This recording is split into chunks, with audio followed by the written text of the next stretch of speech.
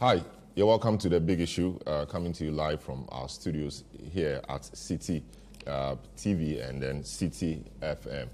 The week has been particularly interesting. This week, the individual bondholders have been up in arms against government, and indeed it's been so since government announced that government was going to exempt pension funds, but this time bring in individual bondholders. Remember, government is undertaking a debt operation. We call it the debt exchange program, where government is inviting bondholders to exchange their old bonds for new ones with varying maturity dates and varying coupon rates, starting from 0% this year, 2023. Initially, there were about 4 or so of those old bonds, new bonds, now upgraded to 12. We'll get an understanding of what that means. But the individual bondholders, they appear quite obdurate, hard-nosed. They do not want to budge. What is government's plan for them? Government says that it is important that everybody burden shares so we can get out of this economic quagmire. The individual bondholders say government should look at other options rather than touching their investments. Is this a tenable position to hold given the difficult economic situation we find ourselves in? That is on the table. We'll look at what the pension individual bondholders are saying, what the individual bondholders who have constituted themselves into groups are saying. What is government himself saying? Indeed, just yesterday, a section of the individual bondholders petitioned the finance minister, copied parliament, the president himself and the vice, and a few influential persons. What can government do to move the discussion forward? Indeed, we must secure an IMF deal before the end of this quarter. Analysts have said else the economy, or the already crashing economy, will have nowhere to go and we'll all suffer for it. What must we be doing? That is the discussion on the table today. Also, the Ghana Education Service has been in the news. 8 students from the Chiana Senior High School were dismissed because they were seen in a video passing disparaging comments about the president, for which reason they were just dismissed. Others have come to say that the dismissal was not proportionate to the offense and other punishments could be looked at.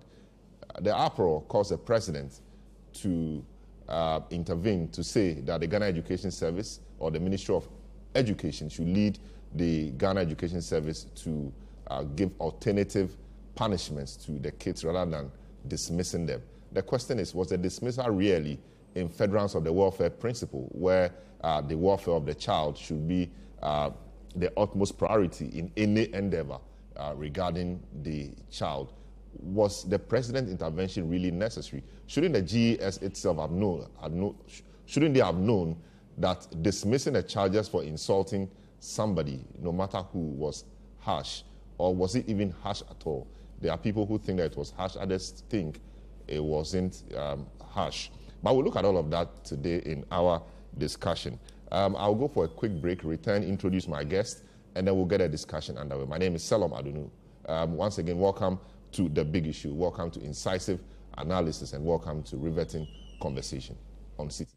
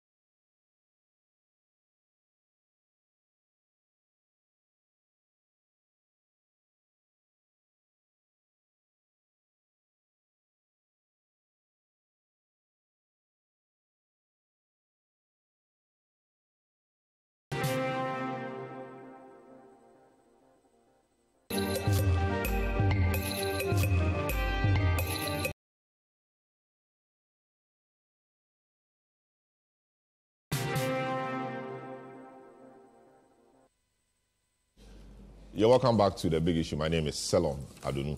We are this morning looking at the issue of the domestic debt exchange. Government is undertaking a debt operation. Government has exempted pension funds after the trade unions or the TUC threatened massive nationwide industrial action.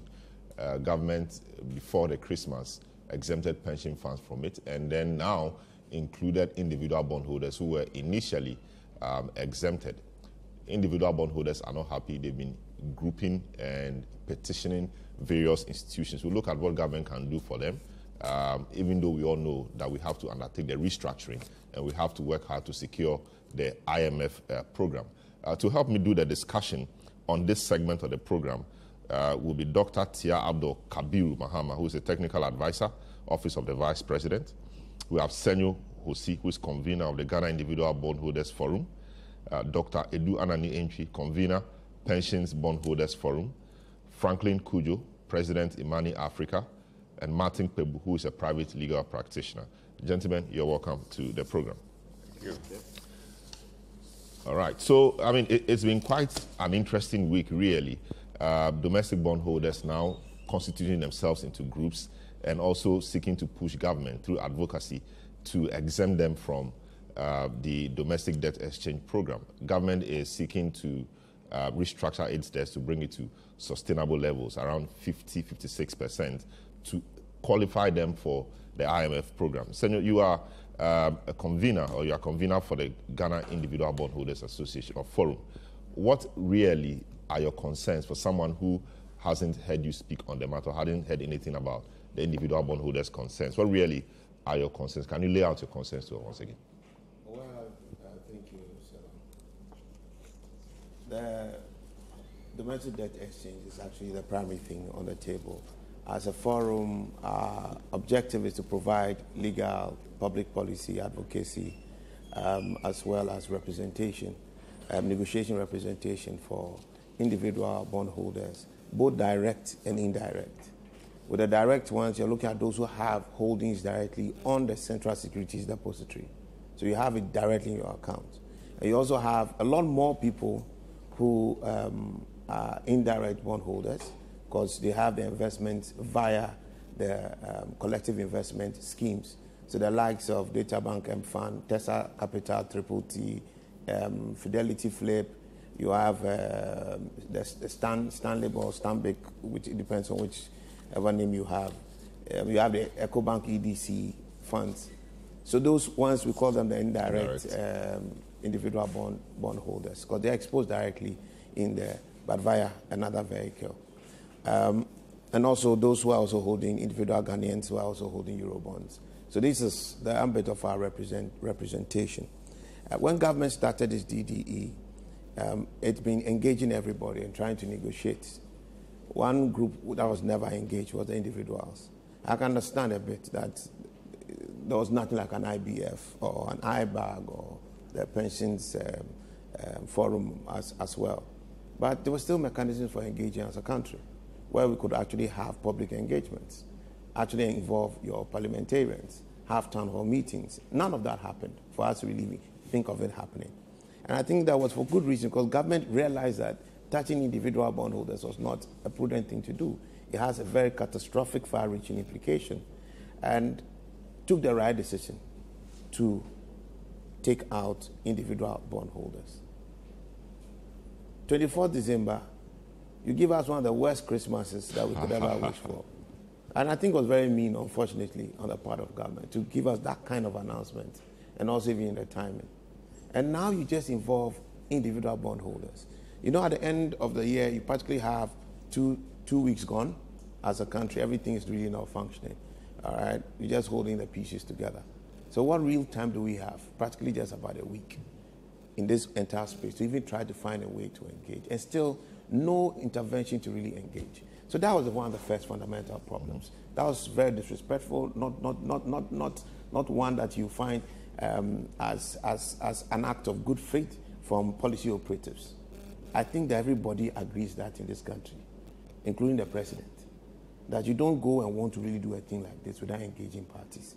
It is at variance with the directive principles of public policy in our constitution. Now you go into the substance of the matter. The Ministry of Finance is saying, I need 80% of 138 billion. That's what the Minister of Finance is saying. 80% of 138 billion to participate in this program for us to really get our goals achieved. That's fine. 80% is 110 billion. If we take the 15.5 billion that these individual bondholders carry, that's 15.5 billion. Take it out of the 138 billion. You're looking at some 122.5 thereabout billion of debt that you can negotiate your 110 billion from. So why do you really want to involve us? Now, the question, should we be treated any different? We can speak for ourselves. We can speak for the implications for our subsector, or our subcategory of investors. Individual bond holdings hit direct homes and very instantly. It hits pensions over time. It hits the pension funds, but you feel it over time. It hits individual bondholders and it hits you directly. And you are dealing with 1.3 million homes, livelihoods, and its dependents. Yesterday at Parliament, the leadership, actually in their submissions, one of them raised the issue possibly with a multiplier of 5. So 1.3 times 5. So you're looking at 6.5 million people. You don't just take policy interventions and directives negatively, so uncooperatively. One, you don't need this money to solve this problem. Two, people really depend on this to really define their livelihoods. You have come up with taxes. We have agreed as individuals and Ghanaians. Nobody has gone on a luta saying that we won't pay any taxes. That alone has hit our income. Government is practically behaving as if Ghanaians are not entitled to an income. They are not entitled to a savings. That tax is hitting your pocket. A lot of people have lost their jobs. There are no jobs. Graduates are coming out. We are now depending on those who are earning income to share part of their income to sustain everybody. That one, again, is also social haircut or family haircut. So at the end of the day, what do you really have in these difficult times? You have built savings. You have been saving 1,000 cedis over the years, hoping that you get to do your masters. You get to sustain yourself and pay some school fees for your children. In this difficult time that you may take some part to really sustain yourself. Now, government, outside of cutting your income, including facilitating inflation, is now putting its hand in your savings. I mean, I don't know how insensitive we can be. And at the same time, government is wanting to live large. It wants to live large as if it has all the money in the world. Run all social projects it doesn't have money for. Keep a big size of government that it hasn't got money for. Increase SOEs from 86 to 177. Increase compensation by 308%. And today, you saw it. We're having increasing it even further without reducing the size of government. And when I'm talking the size of government, I'm not talking the size of just what ministers. What is the public sector workforce and what's the productivity in there? Why are you bringing your hands into the pocket of the productive people and rather making total no sense of hard work? It is not a sustainable position. And this will be resisted at every single front. Too much has gone on. Too much waste has been seen. All right? People have said it. So if you really want to fix this problem, one, speak with the people. Two, you should lead by example in material and real terms. In leading by example, government says, government put out some measures in the 2023 budget. What measures? And I hope government, the V8, for example. What V8? The V8 is bought. The V8 is moving. Yes. New ones have been bought. It saves us fuel. 30%. It saves 30%. It saves the nation. Who is mentioning that fuel? No, 30%. No, tell me who measures that fuel. So Dr. Kabiru will deal with that. 30%. No, please, but they don't have data. No, 30%. They yes, don't. No problem. 30% of their salaries are being taken back. What salaries? No, the salaries of ministers. Tell me which MP, which minister, the staffers and their lifestyle is dependent on their salary. And even the ministers. I say, tell me. Yes. And I'll tell you what's happening. You see, go look for the SOEs. Every day they are traveling. But there's some ban on those travels, except essential travels. Look at the budget today. Look at the report for last year and see how our expenditure has grown. So then you come and tell me that look like a government that has been catching expenditure. So talking about large government don't come size. and play politics and look, these are real lives. The matter is a real matter. So nobody come and give grammar here. We don't have tolerance for it. We don't. Yes, but we need to engage. When you are flying, the president was flying in the jet. When he was flying in the jet, at that time, didn't they see this coming? When Adongo and Co were shouting and talking about our debt levels, what were we hearing from government? We trusted them. How can it be a crime to trust your government? When you lend to private sector, you return more than when you lend to government. But because of the risk, because of the trust you have in government, you put your life savings into it. I wake up every morning to thousands of messages. And these are real lives. Somebody has saved from individuals. Today, we have hit 27,621 or so members online. I get messages, and you are the media people giving my numbers out. Yeah. No, but your numbers are in your press releases. No, my phone number is not there. But everybody finds my phone number. And I get the messages, thousands every morning. I've been up at 3 a.m. trying to respond to everybody. And everybody and their story. Somebody can't tell his wife. He's a 35-year-old man trying to get a master so that he can get a promotion at work. He's been saving with EDC.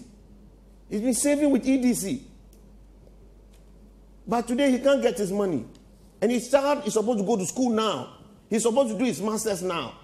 You wake up one morning, one fiat, and render the guy useless, as if he's a statistic. And that's what I want government and the Ministry of Finance people to know. The things you are seeing on your spreadsheet that you model, when we add individuals, what happens? That's what we do. Sensitivity analysis. That's what we do. I beg you. It doesn't work here. They are not numbers. Very well. They are human beings. Very well. He sitting here is a human being. You're a human being. He is a human being. I am a human being. But on that spreadsheet, we are numbers. Very well. Dr. Edouard Anentwi, I mean, you have been at SEC. You have been at this for a long time, former Director General of SEC. And now you are convener for the Pensioners Bondholders Forum. How different are the concerns of the Pensioners Bondholders Forum from what Senor Jose has just detailed out to us? He comes from the Individual Bondholders Forum, and you are with the Pensioners Bondholders Forum. You know, your membership purely are pensioners, is that correct? Yes. And how different are their needs or concerns from what you have just stated? Well, let me say that when this matter came out, initially, bondholders, individuals were exempted. But later on, when it came out that individuals were to be included and pension funds has been exempted, that was where I started my forming the forum. And I wanted to come from the point that government really appreciated that it doesn't want to impair the incomes of would-be pensioners, people who will go on pensions, the money that is being reserved for them, it doesn't want to impair it so that they don't go on pension and suffer, become a burden on society, on friends, family, and even come out to be begging on the street. You want to avoid that situation. And so government has exempted the pension funds. Then I said, why would government exempt the pension funds to ensure that people who come on pensions are not burdened, and not exempt the individuals who are already on pension and have taken their money and are investing in your bonds? So I thought of it, I said, this doesn't make sense to me. So I put my WhatsApp platform. I was at that time in the UK, so I put a platform on the WhatsApp that anybody who is above 30, above 60, and holding bonds should contact me for an important message. That's what I got on the 2nd or so. Then when I went out, people started contacting me. So I said, if you contact me, I tell you, this is what I want to do. I want to make a petition to government that if it has exempted pension funds, thinking about the future of pensioners, then the same thinking should be also be made for people who are already on pension and are using this investment as a sole source of income for their livelihood. So this is what I want to do. And as soon as I got the numbers, I sent in the petition. I wrote a petition. I was supposed to submit it on Monday. Monday was a holiday. I also had to cut my visit short. I arranged to come over, and I got here on the 3rd. They submitted the petition on the 3rd. So on the 4th, on the 10th. So on the 11th, we had that press conference to let the world know, and also to assure other pensioners who, since this announcement, have been not sleepless night, because we are thinking of, this is the source of income I get every day to buy my drugs, to pay for everything, especially the drugs. And we know when you are aging, the number of diseases and sicknesses that visit you. I always say it's like God has sent you, giving you an import license. And that import license is to import only diseases, whether you like or not. It's free import license. You don't pay anything. You get it. And if such people are to be deprived of their hard-earned investment, who is going to take care of them? And these days, you know the lifestyles of our young ones. They themselves, they are unable to even take care of their own lifestyle, let alone look at the old age guys. So that is why I started from that angle. And when people call me, I say, look, I'm dealing with the pensioners.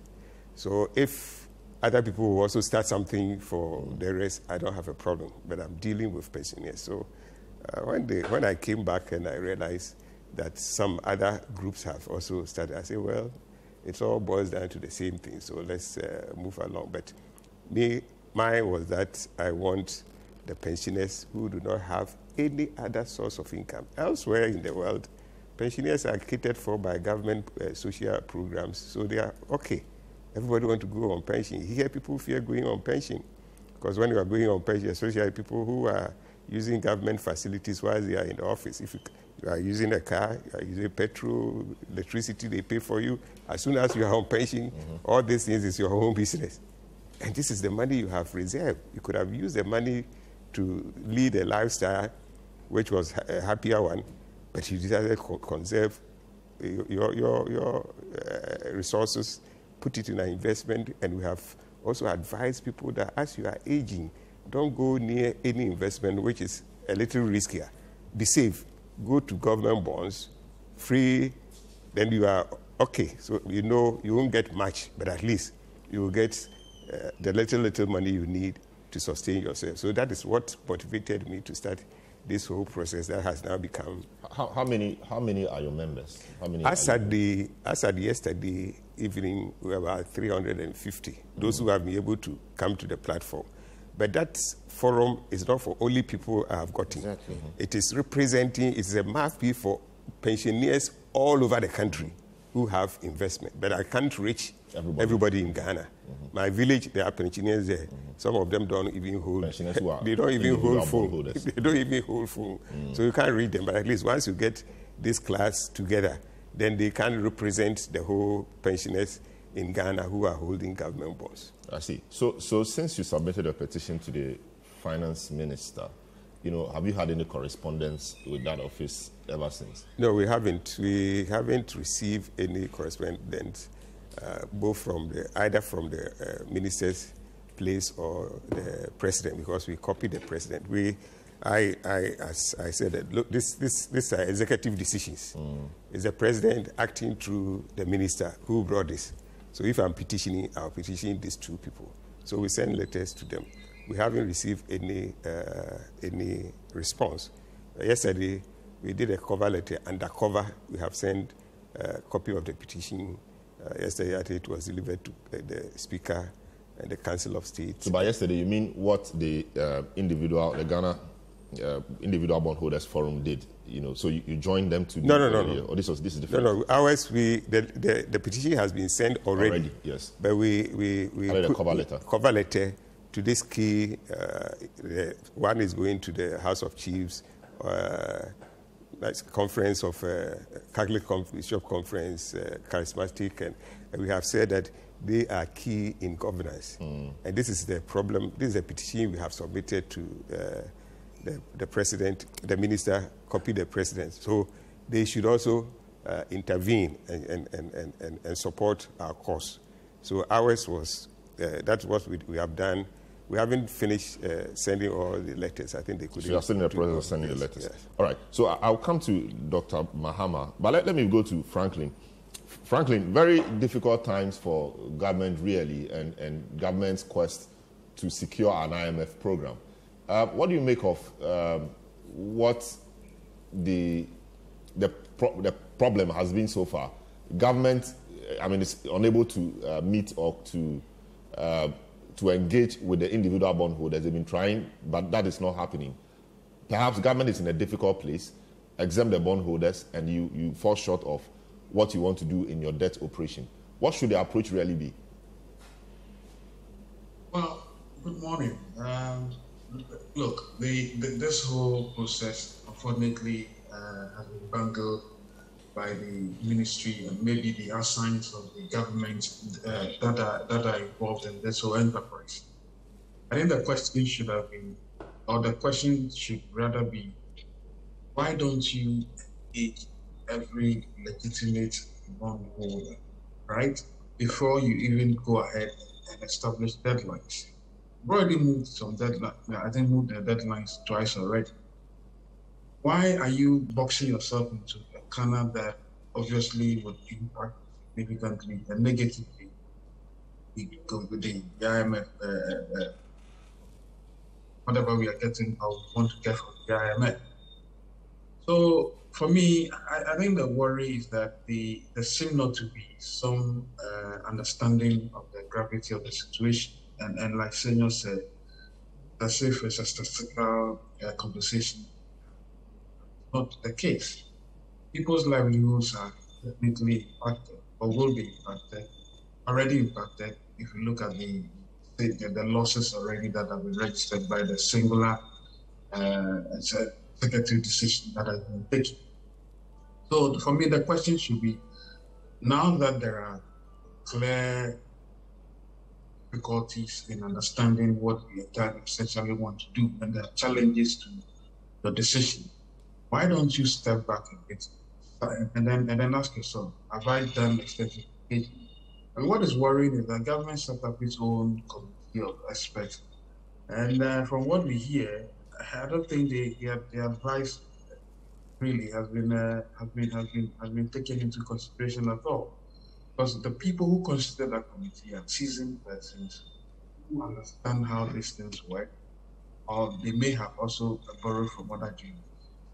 And they understand that creditors ought to be met halfway, even if you thought that the economy is in such a precarious situation that you want to willy-nilly go, you alone want to take a similar decision of railroading everybody's interest, right?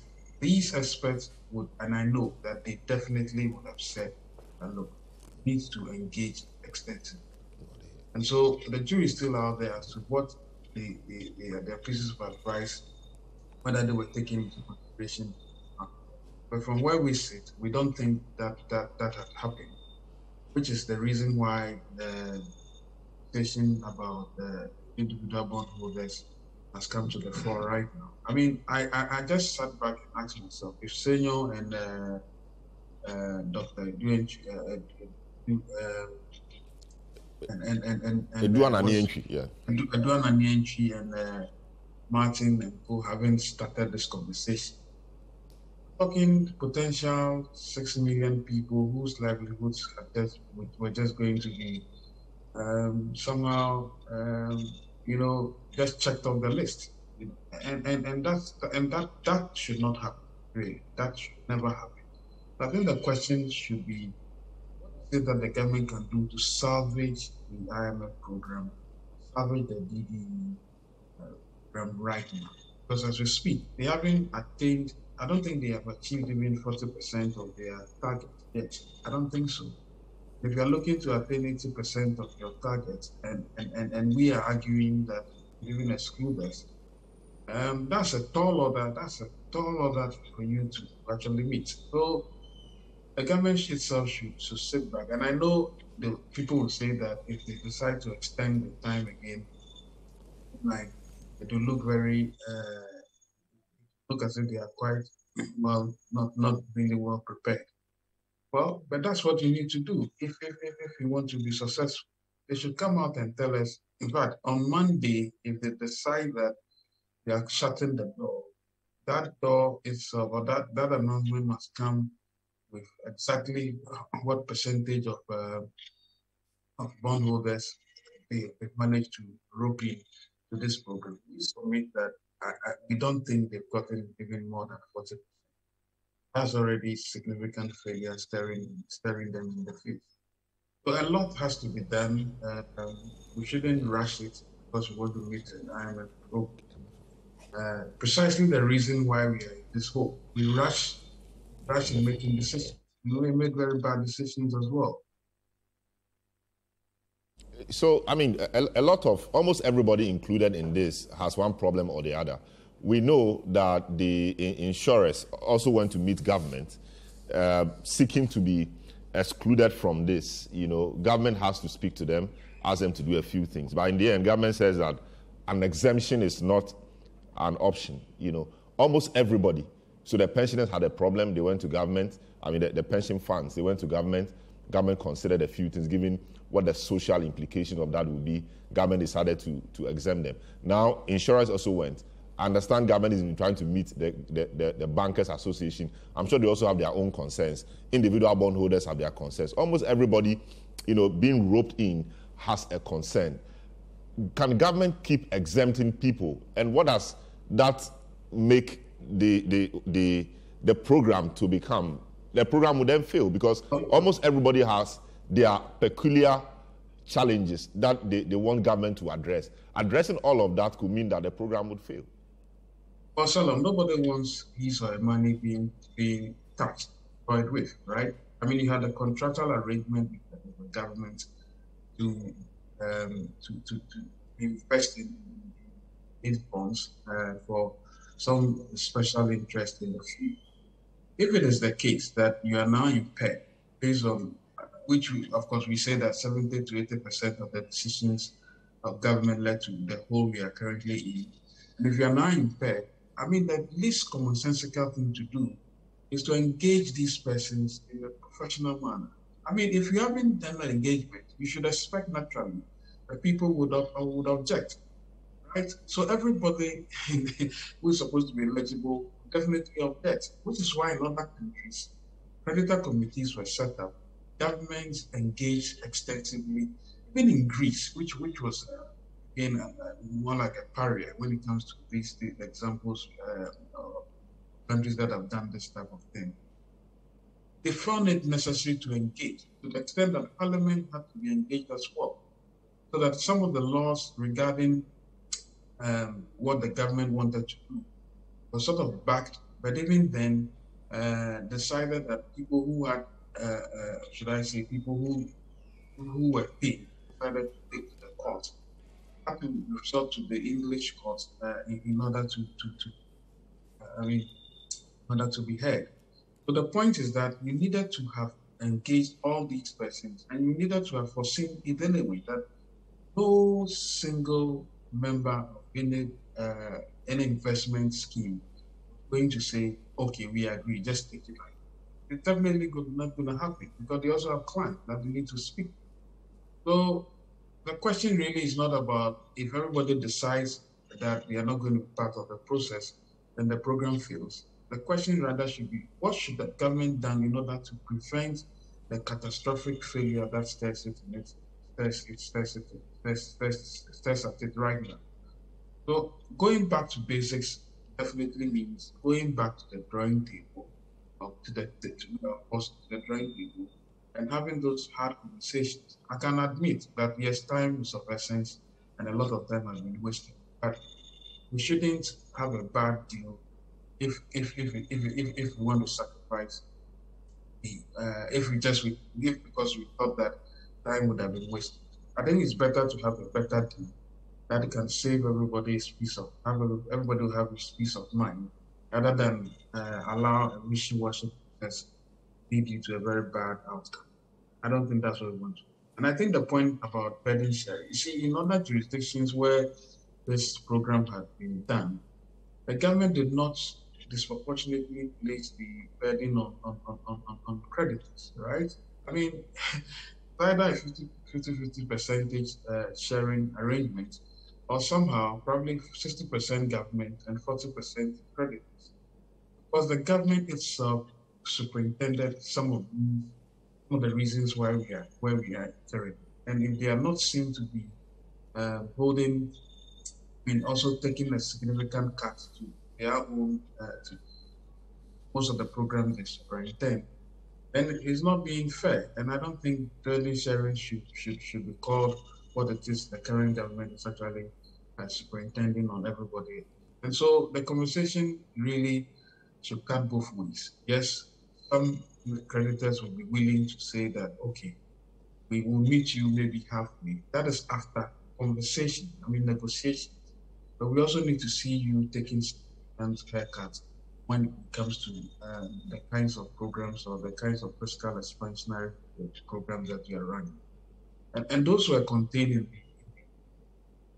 things that have been sent to Parliament and the finance, really.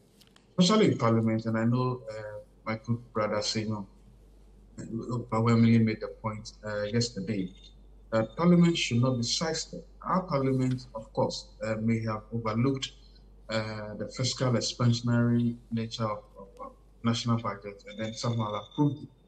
But they should never be taken to be powers, and they should never sit aloof and allow an executive branch to take decisions just by fiat and somehow condemn their constituents to penury. I don't think that is what good governance is all about. And I think that we are encouraging Parliament to really get into the conversation and not sit alone. So what is the current difficulty we have on the individual bondholders front? Of course, we have a deadline of 16th January, which is just coming Monday. And indeed, the deadline has been shifted twice already. Doesn't this have any implication on the quest of government to reach, a conclusive deal with the IMF by the end of the first quarter? Personally, it has, and those are the government's own timelines, by the way. I mean, if you knew that you were in a hurry, you needed to check boxes to make sure that you don't get yourself into the kinds of challenges you're having right now. It's not a question of it affecting the entire program. I think it's a question of doing what ought to be done properly first and doing it properly. Shouldn't the government engage persons they believe stop the process? Look, if the government decides that, well, after 16th, to hell with anybody who does not sign, we revert to the original position. And I think our lawyers have been quite well advising that that is actually the position there is. You can't unilaterally vary people's, contract they have with you. It has to be done on a very, we have to negotiate, right? So if you don't do that and you think that after you're in a hurry and after 16, people who do not take part, who do not voluntarily take part in this deal.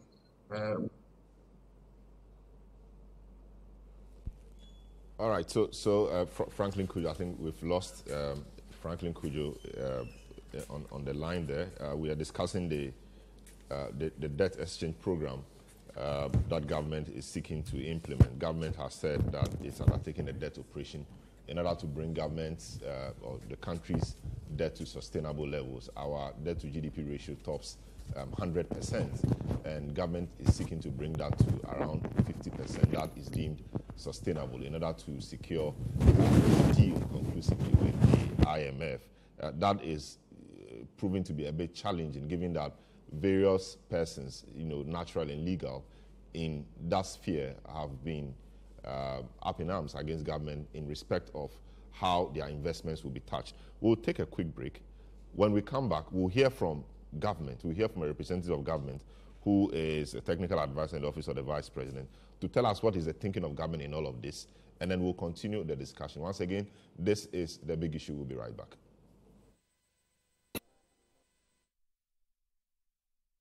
You're welcome back to The Big Issue, coming to you live from our studios here at Citi TV and Citi FM.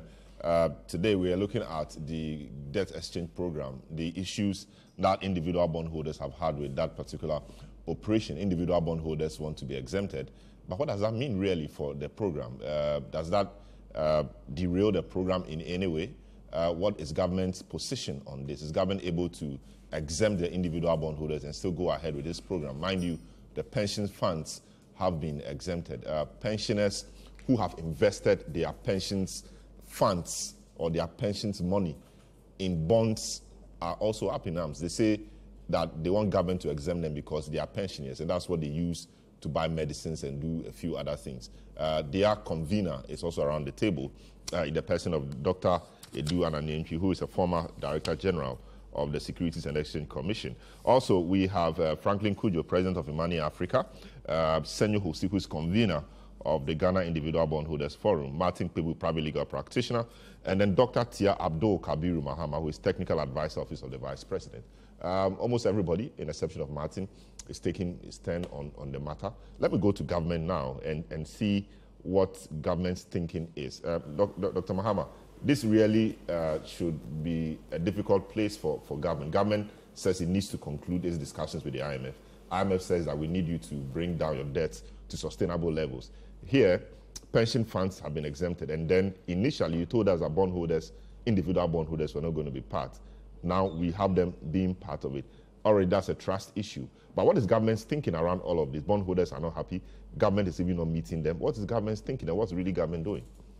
Right, thank you very much, Salom, and let me say good morning to my senior colleagues and then our father, a pensioner. That's it. I think that it's quite an emotive issue because government needed to bring back the economy back to track after some period of, we are still in the crisis, after some period of turbulence. This decision to bring back, or this effort to bring back the economy back to life resulted in a decision to engage the IMF. We are all, it's tried knowledge now, it's common knowledge to all of us that this was what the decision that pushed us to go to the IMF. The IMF program required that, as you mentioned, we bring back our debt from high risk of debt distress or risk of default to more sustainable levels. Consequently, our debt to GDP, of around 105, needed to be brought back to 55% within a period of time, 4 to 5 years.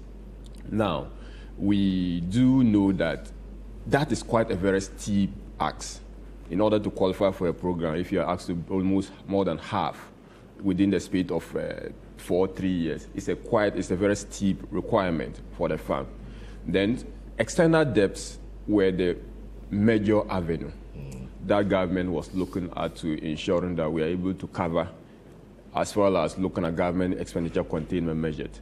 But it was quite evident that we cannot be able to achieve a fund program if we focus only on the external debt.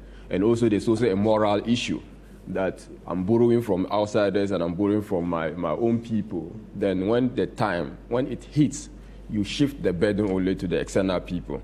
So that government needed to look within itself. Of course, the foreign investors are also raising the issue that, look, as part of your burden, you spend about 25 billion to clean up the financial sector, which was supposed to ensure the health of your own domestic economy. So if there's a hit, it will not make sense. You don't look within the country. So government, well aware of this, also needed to start. We started the domestic DDE. Now, the president, prior to the engagement, announced clearly that we will not have treasury bill holders being part of the fund. He also announced that individual bondholders are excluded, but pension funds were included. But we all know when that decision was made, TUC, trade unions, came out with an article in the pension fund that is suggesting that their money are regarded as individual contributions of members, and to that extent should be treated on the same wavelength as individual or private bondholders. There was back and forth between government and the stakeholder, and government, listening to their concerns and the issues being raised, decided to exempt them. But there was also an issue of the liquidity, the limited liquidity of the old bonds if you are doing a debt exchange program. In other words, the tradability of the old bonds in the secondary market was raised as a question in the course of the discussion. That, look, we will leave some people anyway, but if we leave you, the limited liquidity available for such a bond, holding the old bond, as compared to the new bond, makes it very difficult for you in terms of liquidity, in terms of trading it in the secondary market. These two concerns push government to say that we are opening the gate for private or individual bondholders to also voluntarily subscribe to the program. Now, government hasn't railroad and private bondholders into the program. Government announcement was an indicative of the fact that government wanting to, let me call it, cajole this private, cajole this private, individual bondholders. Oppress them. Individual bondholders to subscribe to subscribe to the program. Now, the invitation to the private or individual bondholders has not come. In fact, government has, even all these ones we are making, this noise is not necessary because, let me say why it's not necessary. Government could have said that private bondholders, individual bondholders, you are not included. Just like my brother Senya Hoshe is arguing that we need 80%, and that he's asking his members to be exempted. Doctor is also asking his members to be exempted. Meanwhile, in his acts for their members to be exempted, he included their members, because when their members are, that makes out 80%. Now, associations of bankers are also saying exempted. So it's quite obvious that government cannot have a farm program if all of us do not come to the table and have a discussion. Issues about engagement, government, I think personally, that is quite germane to the whole discussion. That if people feel they have not been adequately consulted, if stakeholders feel that we're not part of the, and we are not, there's no sunshine on the whole operation, and that we need much information as to the kind of whole you want to fill and how much you can contribute to the whole, that discussion is a very good call, and I will sincerely say that everyone, government is willing to do that in regard. But we cannot have a farm program with this attitude of don't put us. Now, I'll just like I said, it will be playing insensitive to say that, look, these people didn't work for their money. It will be playing insensitive to say that these people money they are put into investment is money that you can just touch without reflecting on the impact it has on their household. The president, the finance minister would not even contemplate that. I don't even think that if that is within the contemplation, it's the right contemplation by the government. But the issue is that what is the alternative? The alternative is to say that, look, whatever you are going to do, do that to pay them. That is the alternative. Now, it is putting more stress on the economy. Even the individual bondholders, their dependence, cost of living is going to increase, and it's going to even erode the very interest they were trying to get. So this is the conundrum government finds itself, and that government wants a very smooth way out. Look, the issue I was thinking the reason was that, look, you are giving a 0% interest in 2023. Can we work on something, including let's average all the interest rate for the period? Just leave us out. And then try to see whether we can give so that we can give some capital, even if it is deferred payment. It's a good call. It's something government will consider. Government is willing to consider if it's on the table. But to give a position that we are not and we will not subscribe, there are two ways. Government will say, okay, we listen. Individual bondholders are to the tune of 8 billion Ghana cedi, okay, of 8 billion Ghana cedi, if we take the 8 billion Ghana cedi from the individual bond holders. They say about 15 billion. It's about 15 billion. Well, maybe I'm not privy to that particular number. He's talking about the direct holding. Okay. The direct holding was between 8 and 9. Okay, that's even fine. So it means it's even making a matter simpler. Pay us and let's go. It's making the point more even easier if you say that indirect people are part of it. In fact, banks are telling you that they are holding money of depositors. And it's the depositor money they invest. But it is not the depositors who invested. There are two different conversations. Don't mix that. Indirect is not the person themselves who are investing. They are saying indirect bond holders. I'll come back to you. People whose money is indirect bond holders are not the very people who invest. They give the money to fund managers. They give the money to corporates to go and invest. But when you go and deposit your money in the bank, you don't give it to the bank that they should invest. So keep it there. I'll come back to you. We have to inform people well. Yes, no, but the information you have your chance to deal with the information you are given is to suggest that this individual, anyway, I don't think that so you stay on course. Move on. Yes, it's there clearly. Collective investment scheme. That's my idea. People should not go into the collective mutual funds.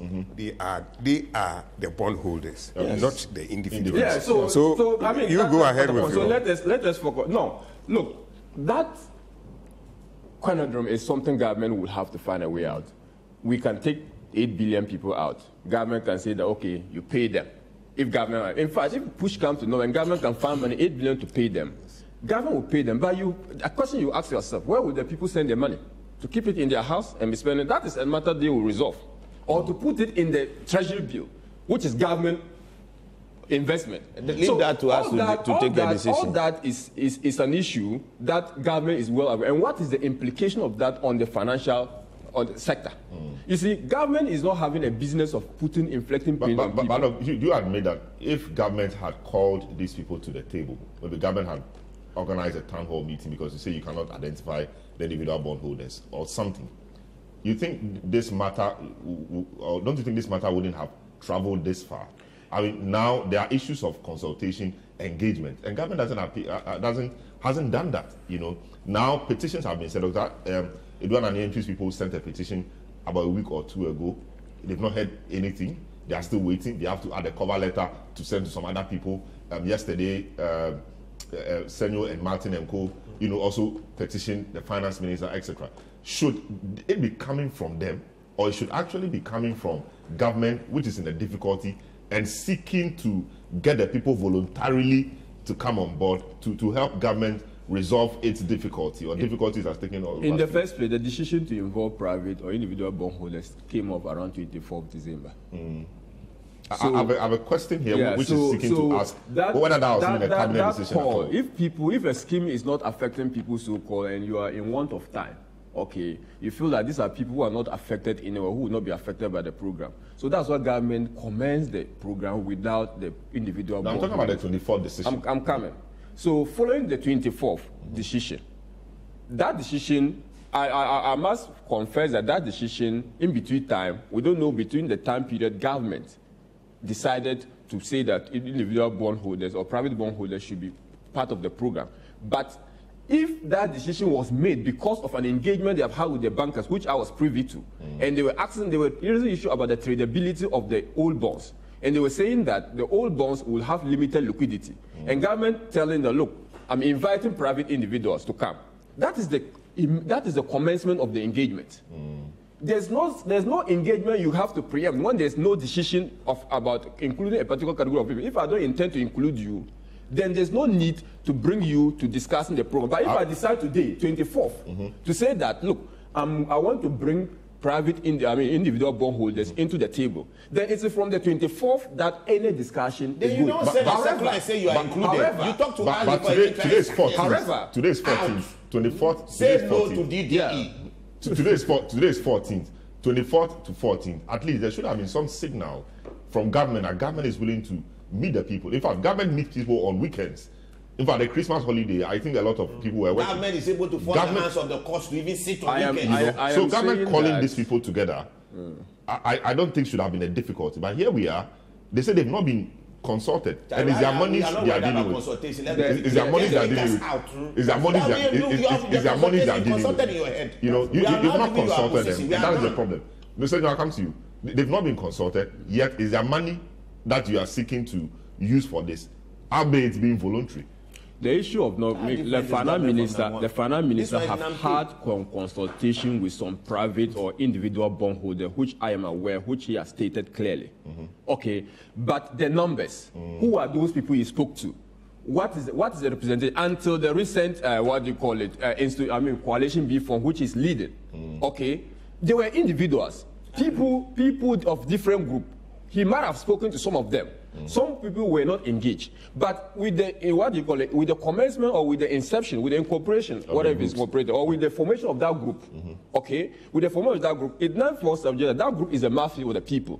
Then that is the point you have to ask for, you to sit down with the government. But you know, they have requested. I'm not sure whether they've also requested my brother has requested, but their position is that we don't want to be part of the. But it's negotiation, is it not?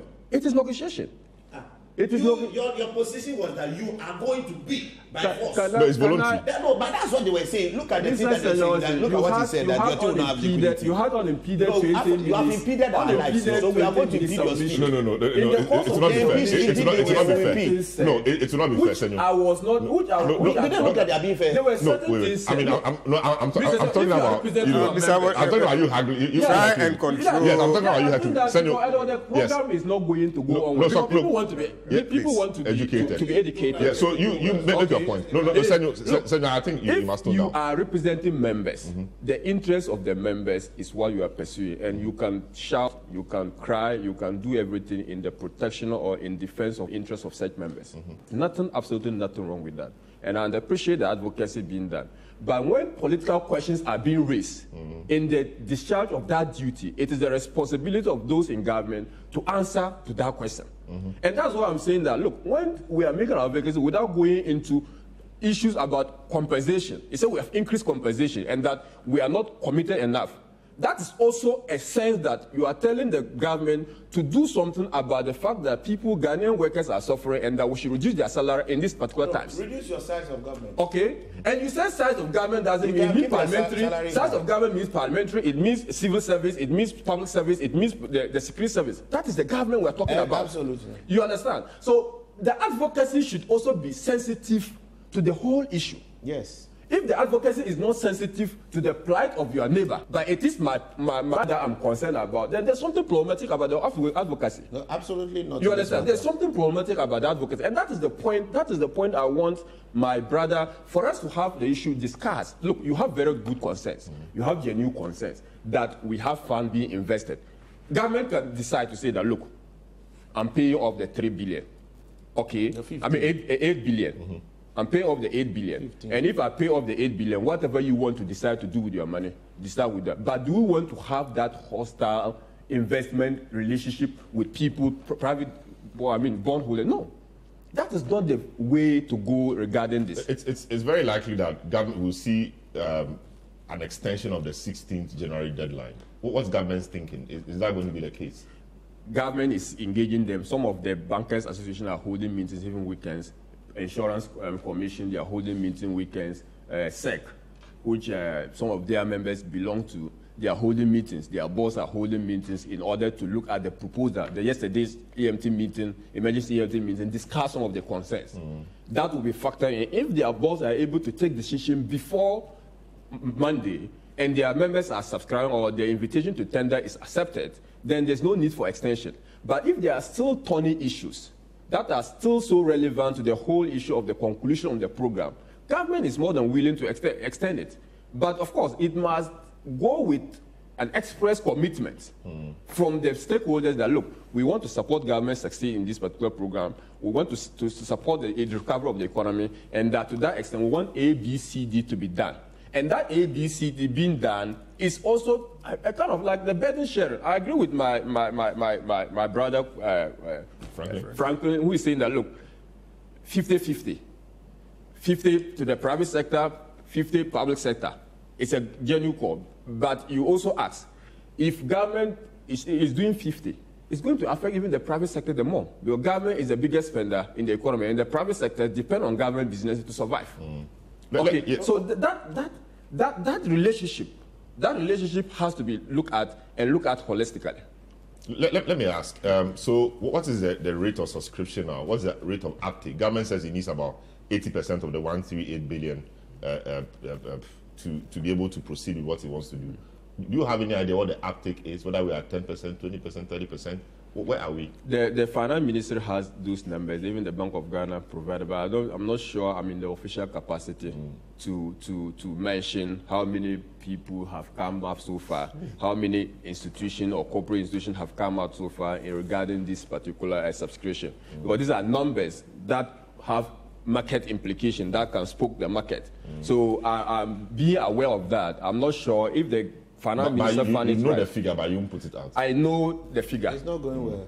He would have put it out. But of course, he said it's not the right person. He said it's not the right person. He's not empowered to. I'm not empowered to do that. And I'm saying that if the time comes, the finance minister feels that I need to announce that this program, I've had 10% subscription, I have 20% subscription, and that is how when we need to go our route this way, government will announce. But given the figures you know, which you will not put out, and the deadline we have on the 16th, is it very likely that there will be an extension, given everything in between? Given everything in between, government is engaging, subject to the decision that the bankers will come. Just tomorrow. Yeah, that the bankers will come with, subject to the decision that SEC will come with, subject to the decision that Insurance Commission will come with. Government will look at the deadline on the 16th and decide on what is next. Very well. So Martin, very interesting. But I know what options do you have for government if government is to exempt individual bondholders? How else can government raise money, or what can government do, in your view, to ensure that it still goes ahead with its IMF program, and yet exempt the individual bondholders as you guys are advocating? Okay, so 2 quick sentences as an introduction to your question. Okay, number one, so viewers and listeners, as we've said over and over, please say no to DDE. Say no to DDE.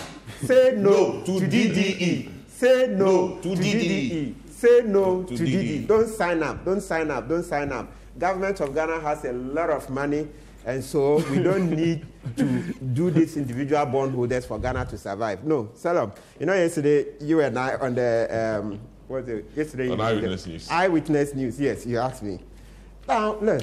Let's go to the budget. The last time I read it about a week ago, even the budget statement when Ofuriata introduced it, he said alternatives. Number one, what I'm looking at is that in the budget, you have provision for 27 billion for capital expenditure, right?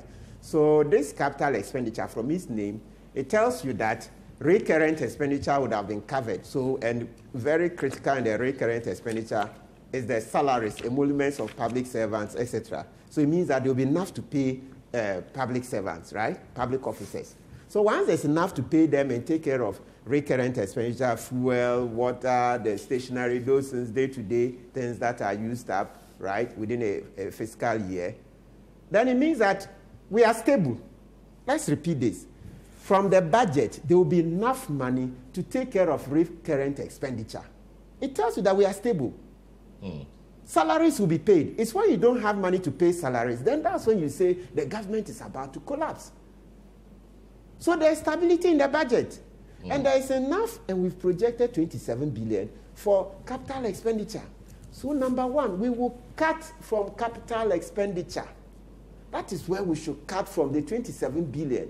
And to further assure you, Salam, that there is stability in the budget, last year, we raised about 65 billion from taxes, aid, and grant. About 65. The target was 67. And this year, we are targeting 143 billion from the taxes, aid, and grant, that category. 143. Yes, so for being a budget, in the event, sometimes we don't meet the target.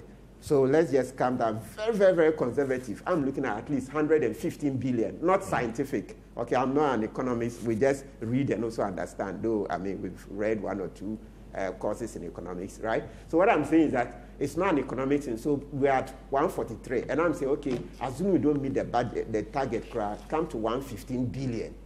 We'll raise.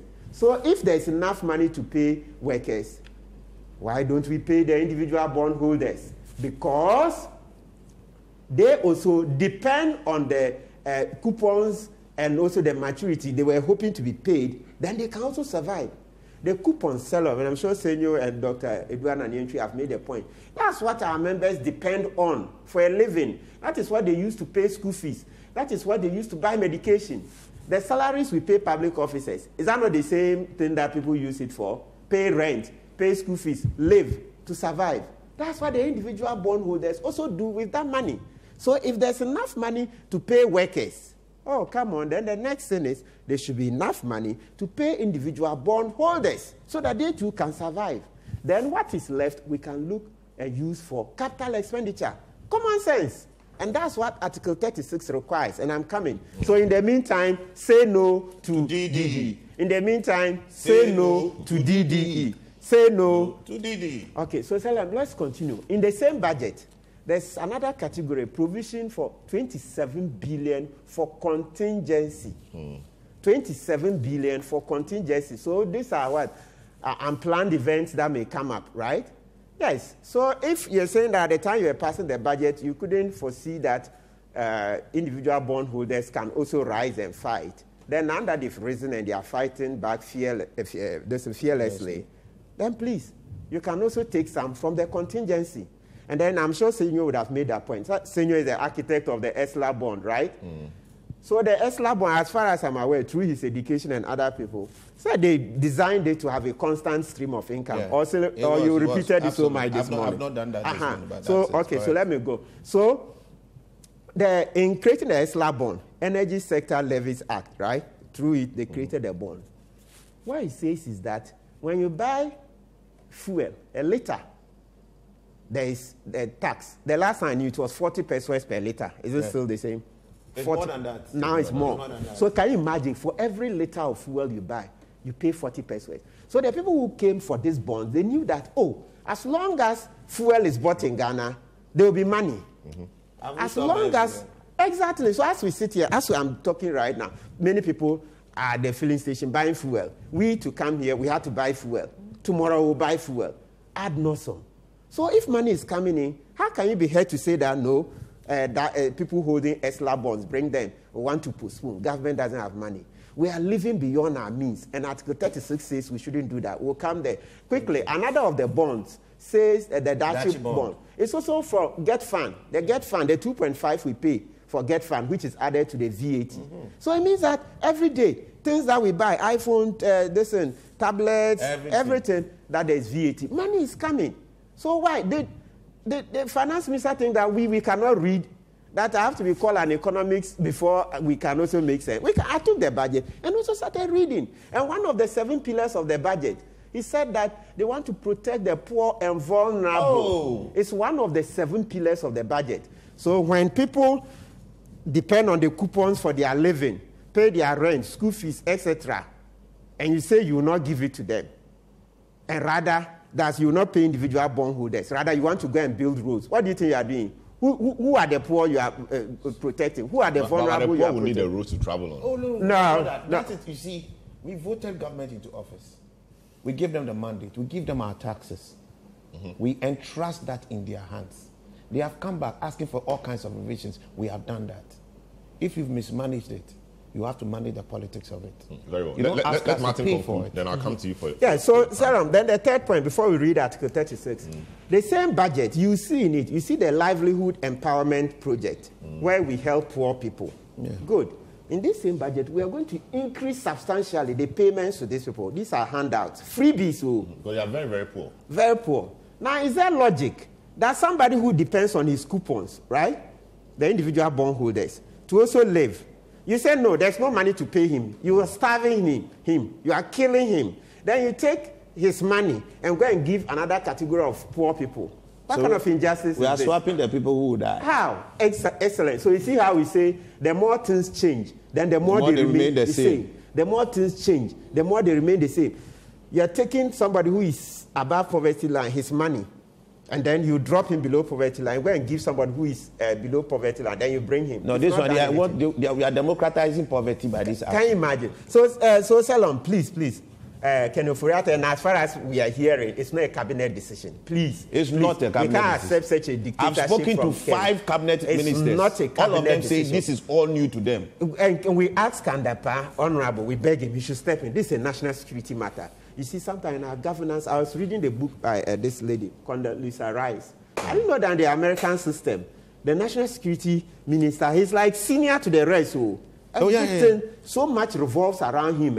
Yeah. When you read his book, Anna Condoleezza Rice, former Secretary of State, and before that she was National Security Advisor. Yeah, when she reads, she calls the people and directs them, no, this one, correct this, do this. So she's like basically the spokesperson of the president, daily affairs, coordinating a lot of stuff. Then I said, okay, so it means that if things are working that well, then Kandapa too must be very, very important. And he's a very important person. So and I have a feel of his sentiments because I have engaged him many times. Yes. When he was in CSO, this thing he would not support it. It doesn't. So, Salon, let's read to viewers. Very important.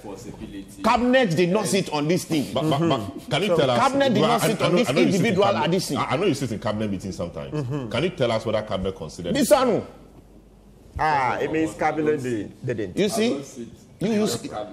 No, you provide some assistance to cabinet. Yeah, of course. And you can hear, you can eavesdrop. Because you provide this man does not miss his word. You see where he's struggling. He's a good man. I love him. But this one, they're hustling. They said him to come and die for nothing. Let's allow the good man to speak.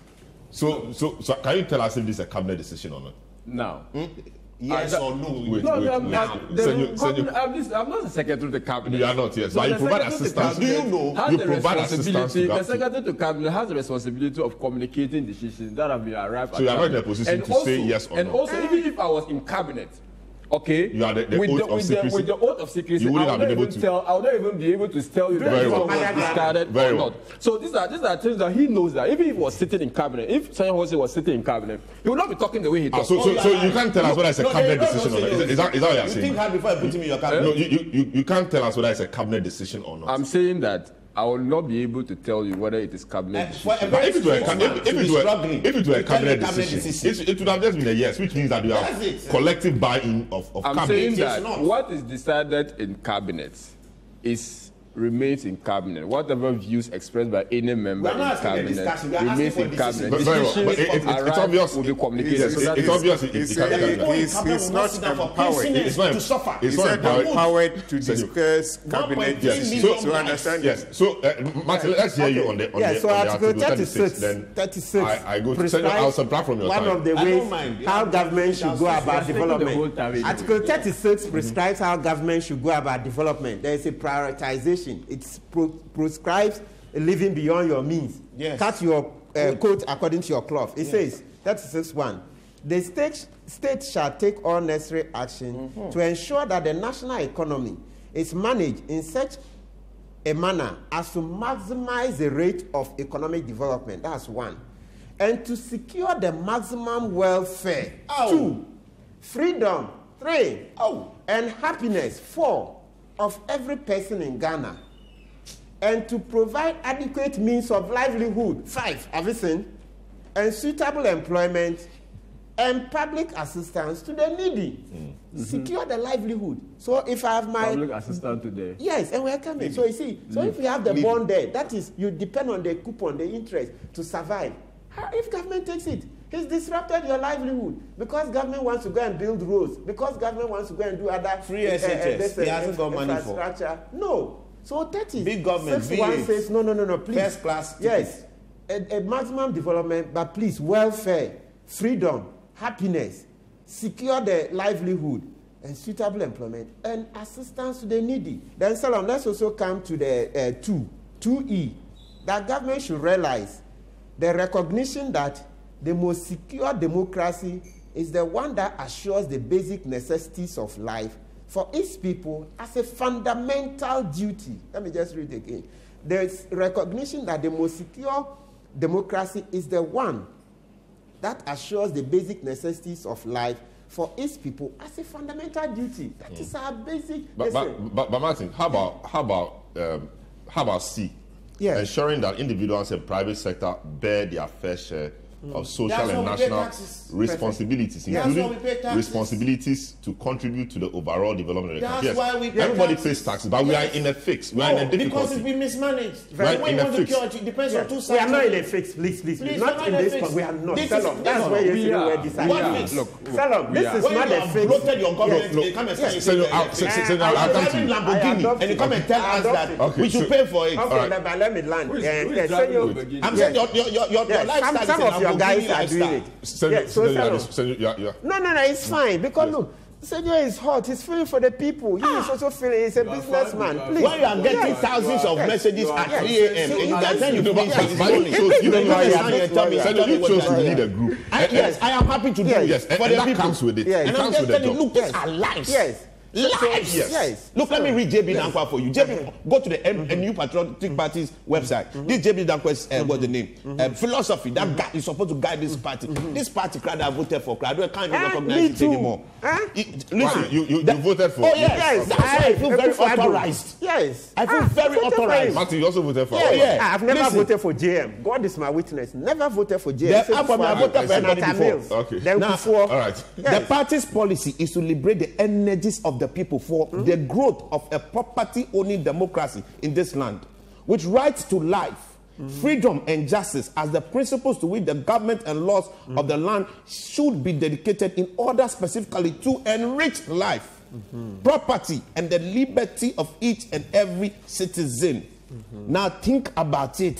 What are we doing? We are impoverishing lives. We are stealing people's property because this particular policy erodes at your best case scenario 50% of your wealth and 88.2% of your wealth. And look, bonds are not just some luxury sitting somewhere. These are people's property. People had earned property. Look at Uncle Anani entry. How many years this man has served as a public servant? He puts his money down, small. Now he's on retirement. Your Senate pension is nothing meaningful. This is where he balances his life.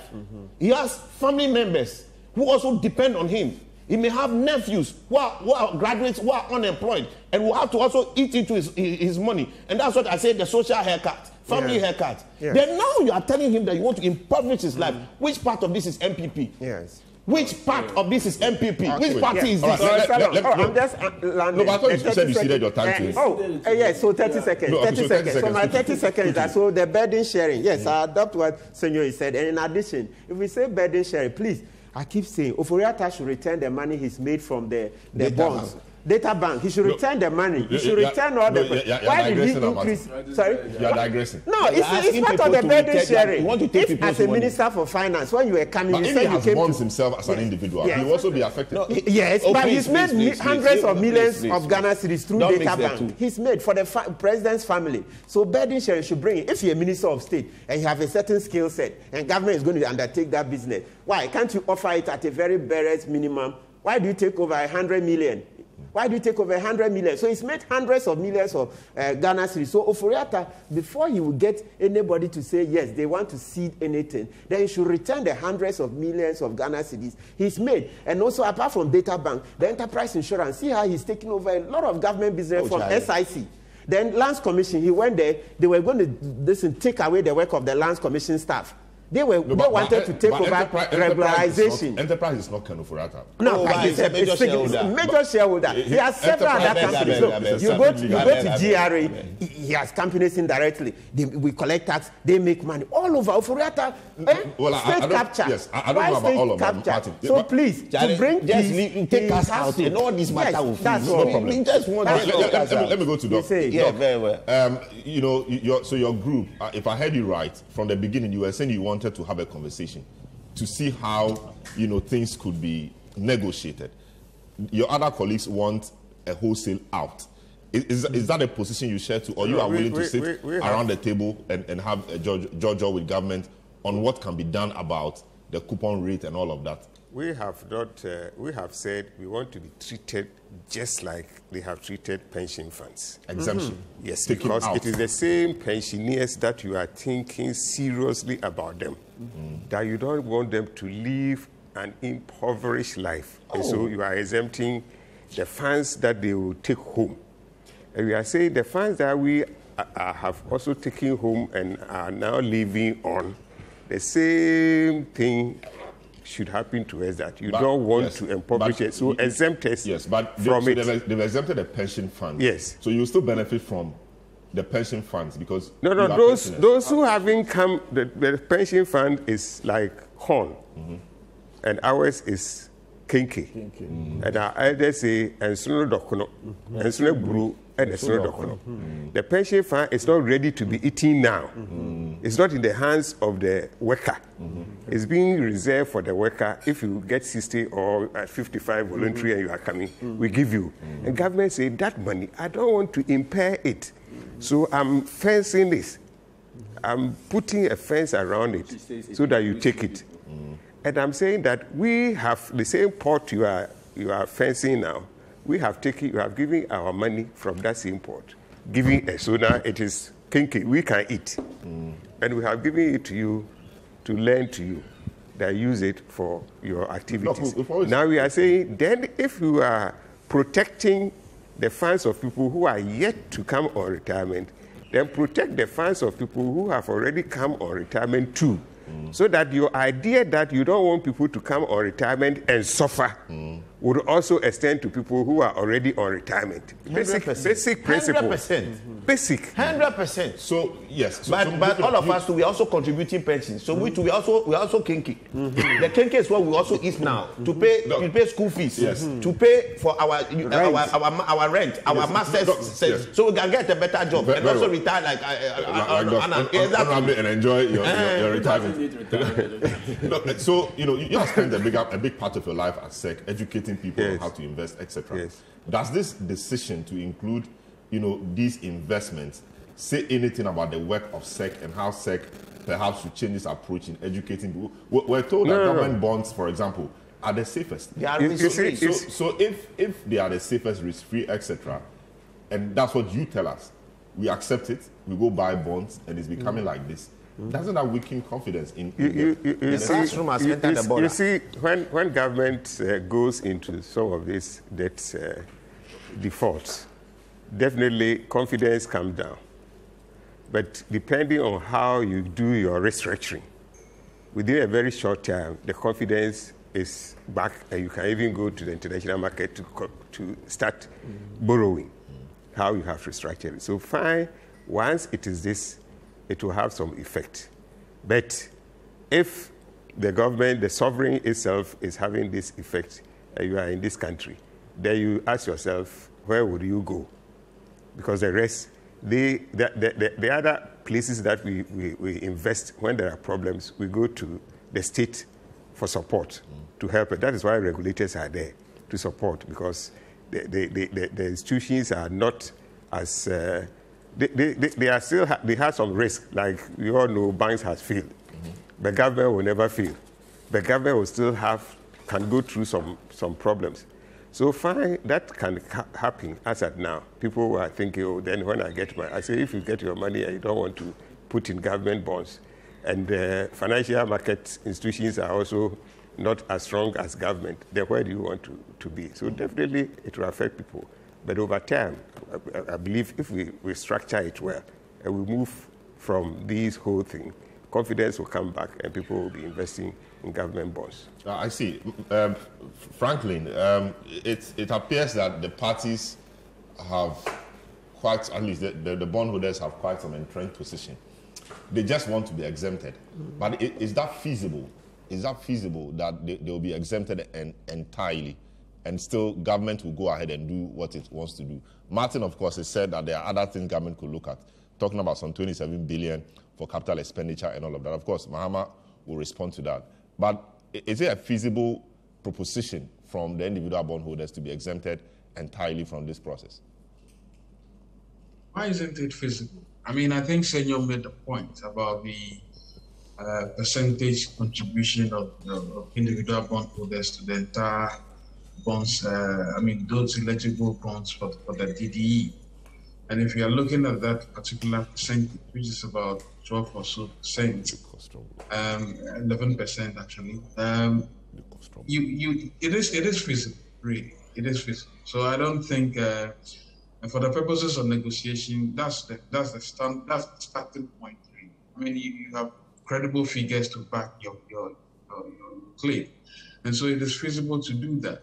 I mean, I think all these permutations, again, should be done, must have been done by the ministry. And I suspect that they decided to include individual bondholders simply because they took out the pensioners as well. But everything circles back again. I mean, there's always a domino effect, really, depending on which sector you take off. But clearly, if you look at the numbers that have been presented, it is feasible to exclude individual bondholders from this DDE. And for what it's worth, it also provides sanity. I mean, it's some safe spaces for the government to be able to navigate the remainder of the program. So it is feasible. I suspect the question you're asking, or what you should be asking, essentially, is why shouldn't the government sit with these groups and then understand their claim, and if there should be any conversation about what alternatives, we'll get into that as well, beyond what has been provided by Martin. So there is ample room for exemption, and there are many people who favor this exemption. By the way, we do know that there are many people, even in government, who favor the exemption. Tells you that there is that thinking. There's a real possibility or feasibility that if the individual bondholders are exempted, the program will not collapse. What will collapse the program is this rather, excuse my language, a very shoddy way of actually engaging the creditors, and I don't think it helps at all. At this stage, the best the government should do is to expend the time and then take a hard look at those numbers and the people behind those numbers. I think it's crucial. Very, very crucial, and to have that worldview before any decision is taken in this program. I see. So let me come to you, Mahama Kabiru. Martin says there's some 27 billion. Indeed, is a case in the budget for contingency and for capital expenditure. Yeah, separate 27 years. Are we not able to do anything about that projection to help us in dealing with our debt problem? When you are in a difficulty, you don't really want to spend on things which are not very, very critical to your survival. Why can't we tone down on those 27 million, and then use that to deal with some of the debt problems we have, so that we don't have this uproar, from the masses, coming up? Is that a feasible, proposition? First and foremost, the government government is the guarantor of last resort.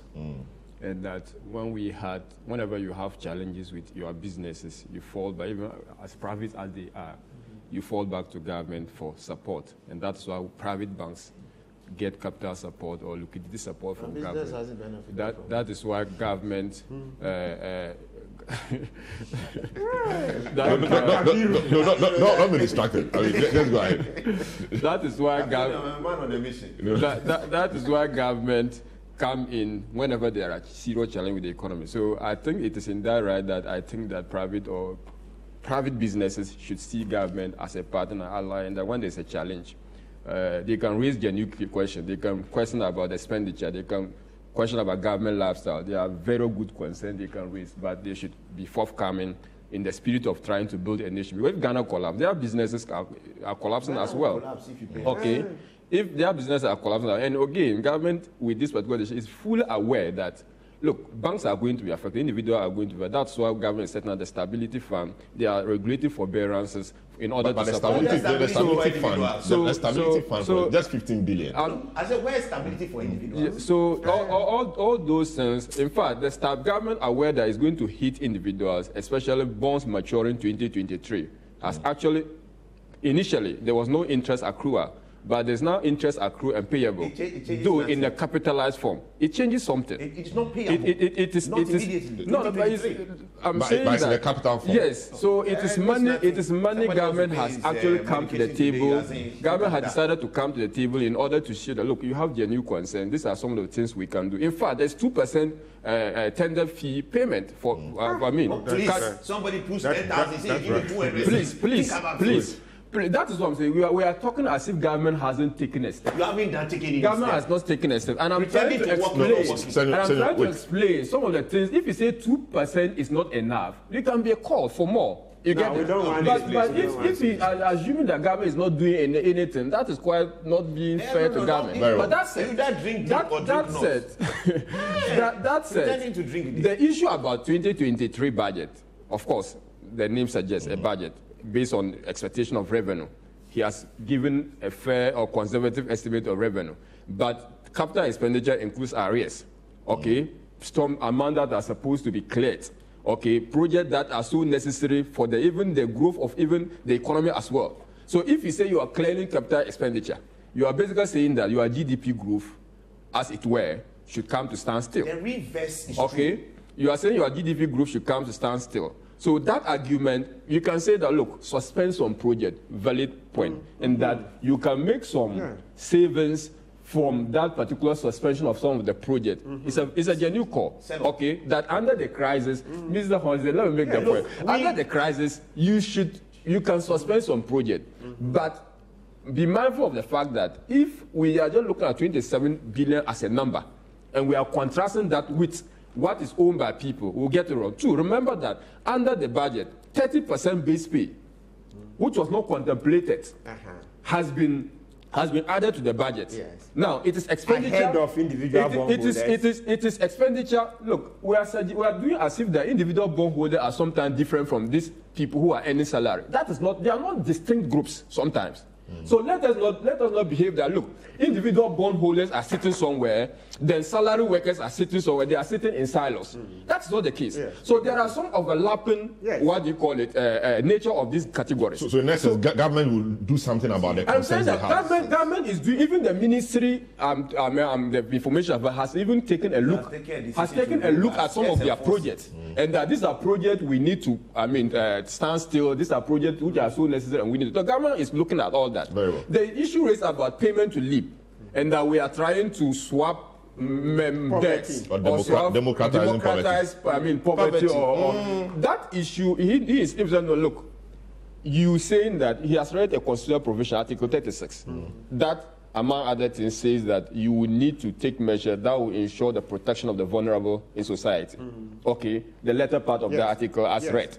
Okay, that should be seen as the light of that decision government taken, that they are increasing LEAP, their beneficiaries by 50%, and that they are also increasing payment, what they call school feeding program to people. These are also the vulnerable, that under this time, government must support them. So all these are expenditure requirements that is hanging on government, and government needs to take steps in order to do that. So we don't need to see our problem from our side.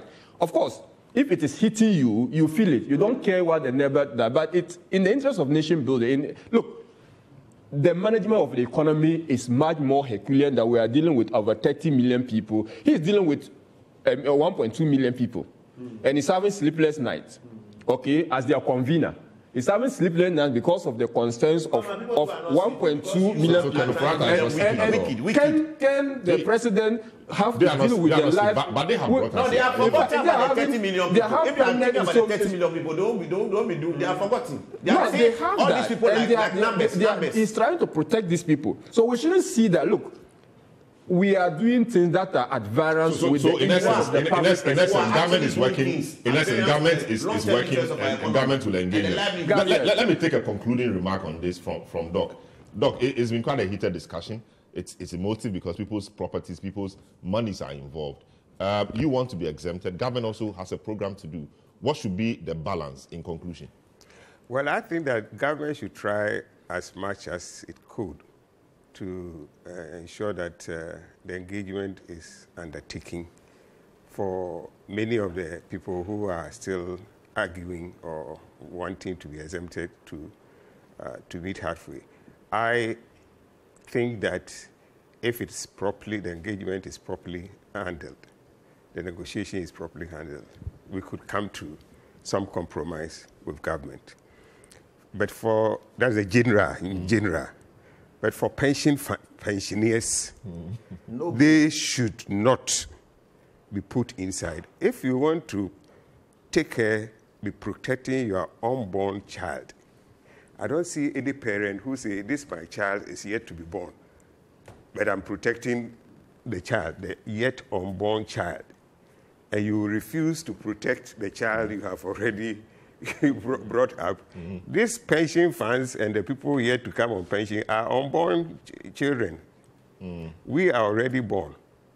If you want to protect, you are protecting the unborn. To protect those alive. Those alive Very well. might be protected. All right, thank you so much, guys. Thank you. But so in much. general, I think if government so is able to do a negotiation, they will succeed. Its expenditure. All right, the growth of expenditure was cut down big time. And when it happened, we had our highest growth. So don't come and tell me here that government cutting expenditure is talking about economy. It's grammar. Very well. Grammar. The Very science well. doesn't support it. Let me take That's this. where efficiency comes, because Becky productivity is in the private sector. So that is where the resources must be retained. All Very well. productivity is in That's the government sector. And you know it. Very well. So please, You went I to want school, just like Martin, me. You maybe know the somebody economists wants- like me. Somebody wants your number to join your group.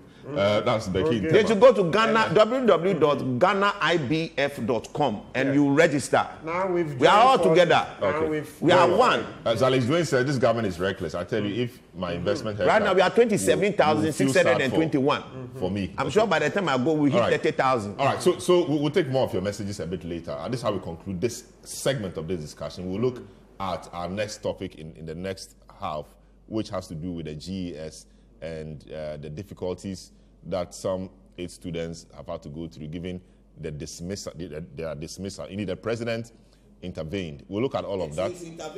We'll look at all of that when we return from this break. This is the big issue on 97.3 Citi FM and the big issue as well on Citi TV.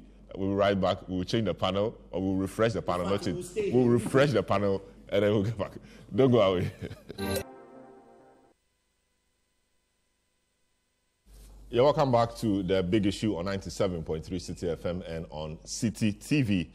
Just gone by, very heated discussion on the domestic bond, on the domestic debt exchange program and what individual bondholders have been saying. You can understand that when it comes to money and properties, emotions go quite high. We're going to the second discussion, which has to do with education, another important aspect of our development. And, the Ghana Education Service this week announced the dismissal of 8 students of the Chana Senior High School in the Kassina Nankana West District of the Upper West region for making derogatory comments against President Nana Addo Dankwa Akufo-Addo. It will be recalled that the 8 students in a viral video last year were seen making disparaging comments against the president and his free SHS policy. Following their misconduct, the management of the GES at the national level, in a statement, condemned the act and apologized to the president on behalf of the students, school, and members of the public. However, after extensive investigations into the conduct of the students, the Director General of the Ghana Education Service, Dr. Eric Nkansa, in a letter dated November 29, 2022, directed the dismissal of all 8 students from the school. The dismissal, so there was uproar from a section of the public after the announcement by GES. The president subsequently intervened to have the students readmitted. There is more in the following report. The unfortunate derogatory video was recorded on November 10, 2022 at the Chana Senior High School. The leaked video went viral on November 11, 2022, causing disaffection among a cross-section of Ghanaians. The students were immediately suspended and a committee constituted to investigate the matter. However, on November 29, 2022, the Ghana Education Service, in a letter signed by the Director General, Dr. Eric Nkansa, dismissed the 8 students from school with immediate effect. Speaking to Citi News, some of the dismissed students say they are surprised at the dismissal, and appealed for a second chance to finish their secondary education. I was even thinking they were calling us to just give us punishment or something different to do. But when we got there with our parents, they gave us dismissal letter, which we were even crying in front of the director and then the district director, all of them, including our headmistress. But they were not having mercy on us. They only asked us to do an apology video, which we did. So now I am only pleading they should have mercy on us. We are left with few months to complete and come home. They should just have mercy on us, even if it is to sign a bond in the school, so that they will allow us to write our exams and come home. I'm willing to do that. Please have mercy on us. We were only imitating people on social media. We didn't think it would go this far. Please have mercy on us. We are on our knees begging the government and the president that they should please calm down and then call us back to school, because education means a lot to us. We are female children. We can't just drop out like that. And secondly, we are in our final year. Our parents are not really happy with us, so we beg on them. They should please call us back to school. Education means a lot to us. Parents and relatives of some of the dismissed students who described their wards' attitude as unfortunate say they have punished their wards enough over the matter and pleaded with the government to recall them to school. I was very sad. When my ward came to the house, I even drove away from the house, because I've never insulted someone who is even grown up than me, not to talk to the president. And I am sincerely pleading on the behalf of them, all of them, for the president to reaccept them. Because we as fathers, they do things that are not good to us, but we can't avoid them. It was a bit surprising to us. Our daughter or sister has been traumatized, and we are pleading with the authorities that they temper justice with mercy. And we know that these are children and it's just youthful exuberance, so we wouldn't condone what they did. No responsible parent would condone what they did. It's wrong. But in the same vein, we shouldn't throw them to the wolves. Although many have described the decision as harsh, the executive director of Africa Education Watch, Kofi Asare, said schools must be seen as a haven of discipline and not a den of indiscipline. I have no reason not to support the decision to sanction the student for participating in that despicable act of misconduct. I think that we shouldn't encourage such behavior at all in our schools. We should be strict on discipline in our senior high schools. But I am happy that a sanction has been applied. He also noted that the affected students All right, you're welcome back to the big issue. So you saw it there. The students dismissed because they put out a video that they sought to pass disparaging comments on the president and all of that. The president is coming to intervene, asking the education ministry to work with the GES to provide alternative sanctions to these young girls. So help me do the discussion on the discipline and punishment in schools is Kofi Asare, Executive Director of the Africa Education Watch, Charles Ahetochega, former Director General, the Ghana Education Service, Franklin Kujo, President Imani Africa, and then Martin Pebu, a private legal practitioner and a rights person. All right, gentlemen, you're welcome to the program. Thank you. Yes, I start with the educationist. And somebody who has been in a position in the GS top position before. One of your successes, I mean, the current GS boss sanctioned the decision to dismiss these 8 students purely on the basis that they insulted the president. So that has happened. What's your view on that before we get to the intervention of the president a bit later? Well, again, that is where I get worried because he did not do that sanctioning within the remit of what education stands for. And that is where I find it wrong. What does education stand for then? Education stands for, one, protecting the right of a child to education. Already we have the Universal Declaration of Human Rights that makes education a basic right for every individual in every space. So for those managers of education, they should be guided by this fundamental issue. In fact, let me say, they are the fundamentals of what we do with education. So in giving ruling or in considering any matter relating to a student, you must always be guided by the child's right to education. And then you find ways of ensuring that you do not deny the child that right and ensure that that right is maintained. But conducts have consequences. So if they have misconducted themselves, so you must bear the appropriate. Yes, you can. That's what I'm saying. You can get that. You can get a sanction, but that sanction should not interfere with your inalienable right up to education. Yes, they've not been cut off from education entirely. It is just that conduct cannot be admissible in that school. So maybe they can find a school somewhere else and attend. Fine. For what we are saying, that then it should be put in that way. Now you are preventing them from accessing education. In that school? In that school. But elsewhere they can access education. No, and for that matter, the possibility that you will not get education anywhere if you cannot afford private education anywhere in the country, unless you want to do private education. So that access to education provided by government on the basis of its public good now makes it imperative for the child to still have education. So if you say you have dismissed the child from the school, then you are creating a problem for the child in terms of defending the child's right to education. Is this position of yours not going to encourage, bad behavior? No, it's not. That's why we hold on to the sanctions that we uphold in the system. So, for example, there are sanctions that will not let you literally, for that matter, deny you your right to education, but still make it impossible for you to continue to perpetrate that bad behavior.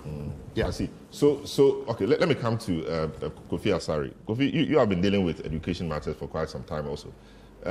Discipline has always been an issue, and a lot of people who are a bit advanced in age will always say that discipline or standards of discipline in schools, is low, at an all-time low, etc., with social media, etc., coming in. It appears very bad. Of course, others have even gone ahead to also suggest that it's not been very bad, but it's because now there's an expression through social media and technology, so we see a lot more of those. I don't really know where you stand on that debate, but what's your thinking of the punishment of dismissing the students, looking at the offense that they committed?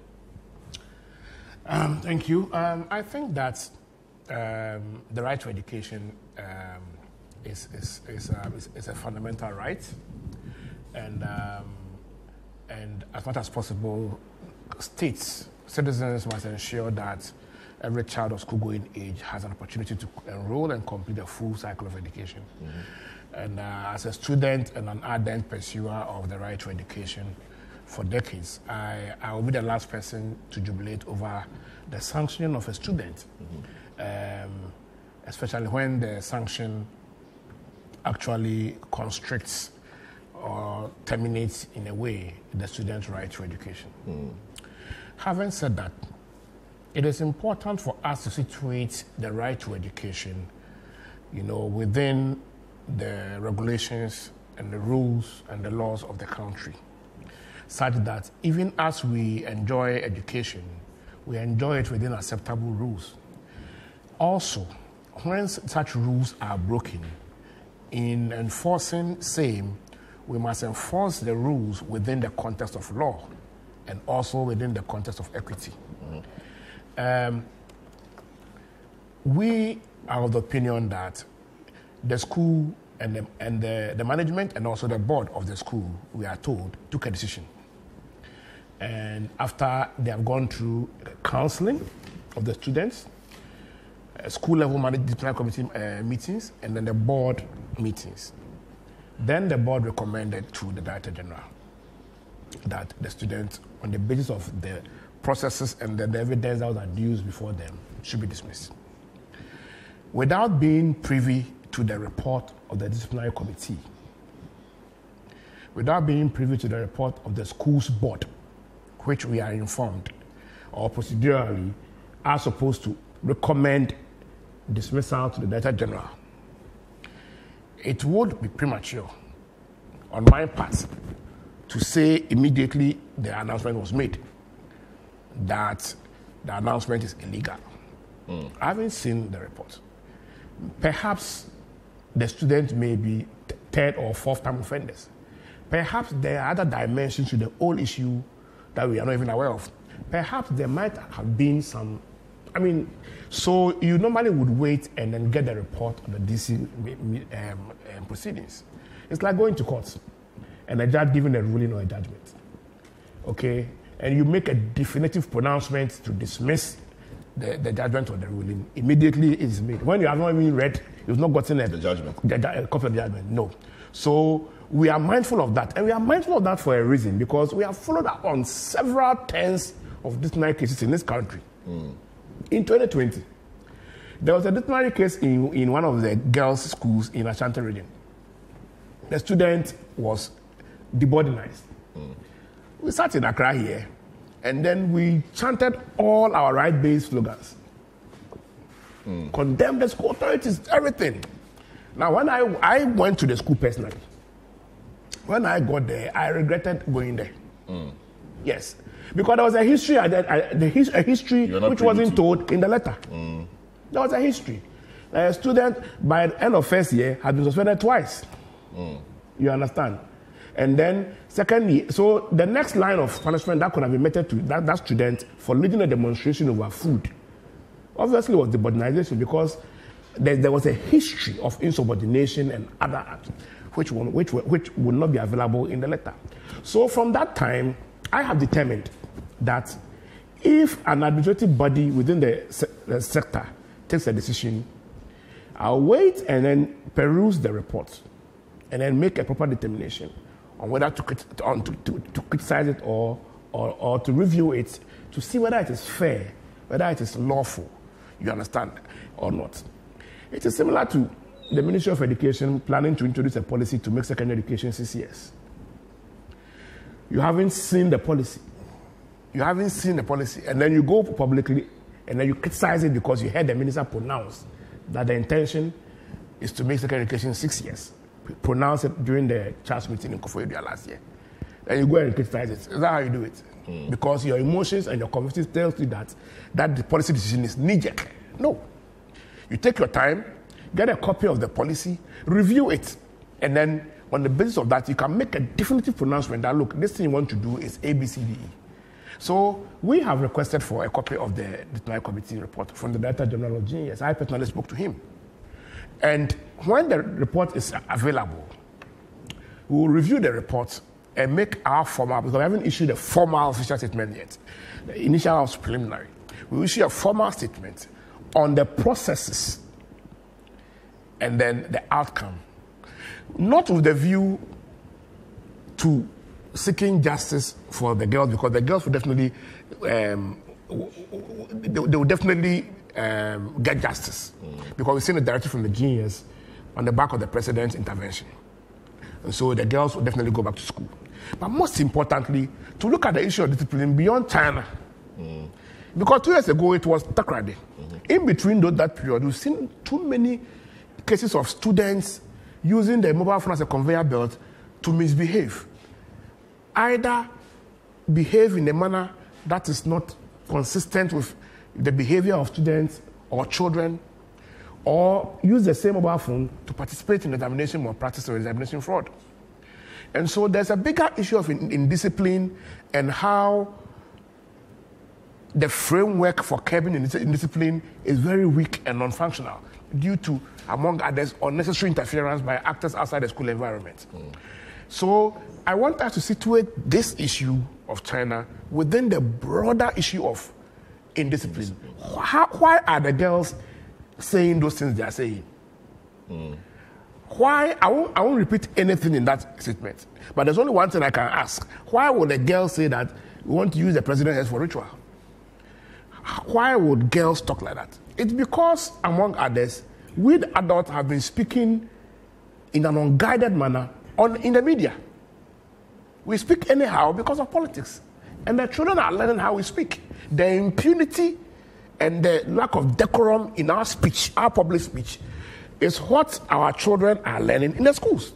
The only difference is that, well, it's not even different because people are doing the same thing on social media. So they're also doing some on social media. So we must look at this issue holistically within the context of a deteriorating moral fabric, of which the mobile phone loose speech is a conveyor belt, and see how collectively we can act to curb such behavior. Other than that, to get a point, we'll get our hand. But that'll be broadening wouldn't that be broadening the net? So now, instead of just going straight to where the schools and dealing with the problem, we now want to expand it to society in general. When is society going to take up this reform before we begin dealing with the kids in school? The school mirrors society. The school is a subset of society. But they are put in a closed environment, boarding schools, for example. Yes. And they are masters, teachers, supervisors, yes, who have the duty of helping and there are rules. Bad behavior. Yes. And there are rules. Yes. So if they are seen flouting those rules, yes, there must be punishment. And the punishment is meant to reform them. Yes. So if we are waiting to reform society in general, it may be too late. We are not reforming society in general. I mean, society to come to the realization that we've not had it right. Our talk, our commentary on things, have not been best. So let's change so that the younger generation will learn from us. That may be too late. Our schools will not be different from society because our schools are part of society. That is number one. Number two, if we pretend that it's impossible to be decorous on either traditional or social media, if we pretend that it's impossible to be responsible in speech in view of the right to speak, then we shouldn't expect anything different from our schools. Because our schools are a mirror image of society. So, as adults, we should appreciate that if our students will ever learn from, if our children will ever learn from any group of people, it should be us. So we cannot abdicate that responsibility of being decorous ourselves. Our teachers in the schools are not magicians. You understand? They are not magicians. The extent to which we support them to mold the children goes a long way in ensuring that they mold them into successful adults. But if we don't support the school authorities to mold them into what we want them to become, by unnecessarily interfering in their administration of discipline, when your world mobile phone is seized, then you go and then interfere in the process. Then you call it intervening. It's interference. When that happens and continue to happen, it will be difficult for school authorities to instill discipline or to enforce disciplinary rules in the schools. And we cannot turn around and blame the schools for not molding, the students into responsible adults. I see. Martin, very interesting point raised. The students obviously did what was wrong, insulting the president, who is the number one gentleman of the land, in the manner that they did it, and then, put it out there. In the first place, they were not supposed to be having mobile phones in school. They had a mobile phone, had the courage, or someone to say impudence, to take the video, say those things, and then they put it out. Eventually, or subsequently, they were punished. They were dismissed. Would you say that the dismissal was problematic, or it was just enough to deal with the problem that the school was trying to resolve? In the absence of any other evidence, like what Kofi was saying, of prior misconduct and all that, we say that the punishment is too draconian, excessive, way over the top. So, but also in saying this, I also want to put on record, I don't condone the conduct. No, we don't. No, nobody does. Yes, you see it. Senior also says so. Nobody is condoning the conduct. But we're just saying that in the circumstances, dismissal is not the way to go. Okay? Because you see, as a senior said, you're looking at the right that the child has to access education. Then he flouts a small law, and then boom, we use a sledgehammer. So the dismissal is like using a sledgehammer to kill a fly. No, that was way disproportionate. You say, yeah, so much as we don't condone what the students did, the school authorities too should have been measured. It should have been measured because, and as Senior rightly stated, Senior Chega, right? They would have created a situation where these students would have lost their opportunity to further the education because the chances would have been very high. You know, once they are dismissed, it creates a stigma. So you think which other school wants stigmatized children? So I heard somebody say, oh, they could go for private registration. No, that's not the answer. You see, these are children. Even we adults cry. You see, the people, sometimes when these matters come up and then you hear the way people are very vehemently saying, yes, punish them, punish them. I was like, hey. Then I just wish that these strong people in our society, they should have had some very prominent places in our society where they can keep the rules. Because when I hear sometimes the way people react, they want stiff punishment. I'm like, why wouldn't God make this person the director of CID, make this person the IGP? Because the energy and the vim you hear from those people, we pray, because that's what we've lacked in our society. The point I'm making is that even adults, we've not been able to manage our situation well, much less children. These are children, they are still developing. And you know, Salon, we do juvenile justice. The way we treat children is different from adults. I'm not encouraging children to commit crime, but let's show, under our law, if a child commits murder, once the child is under 18, the maximum sentence is 3 years.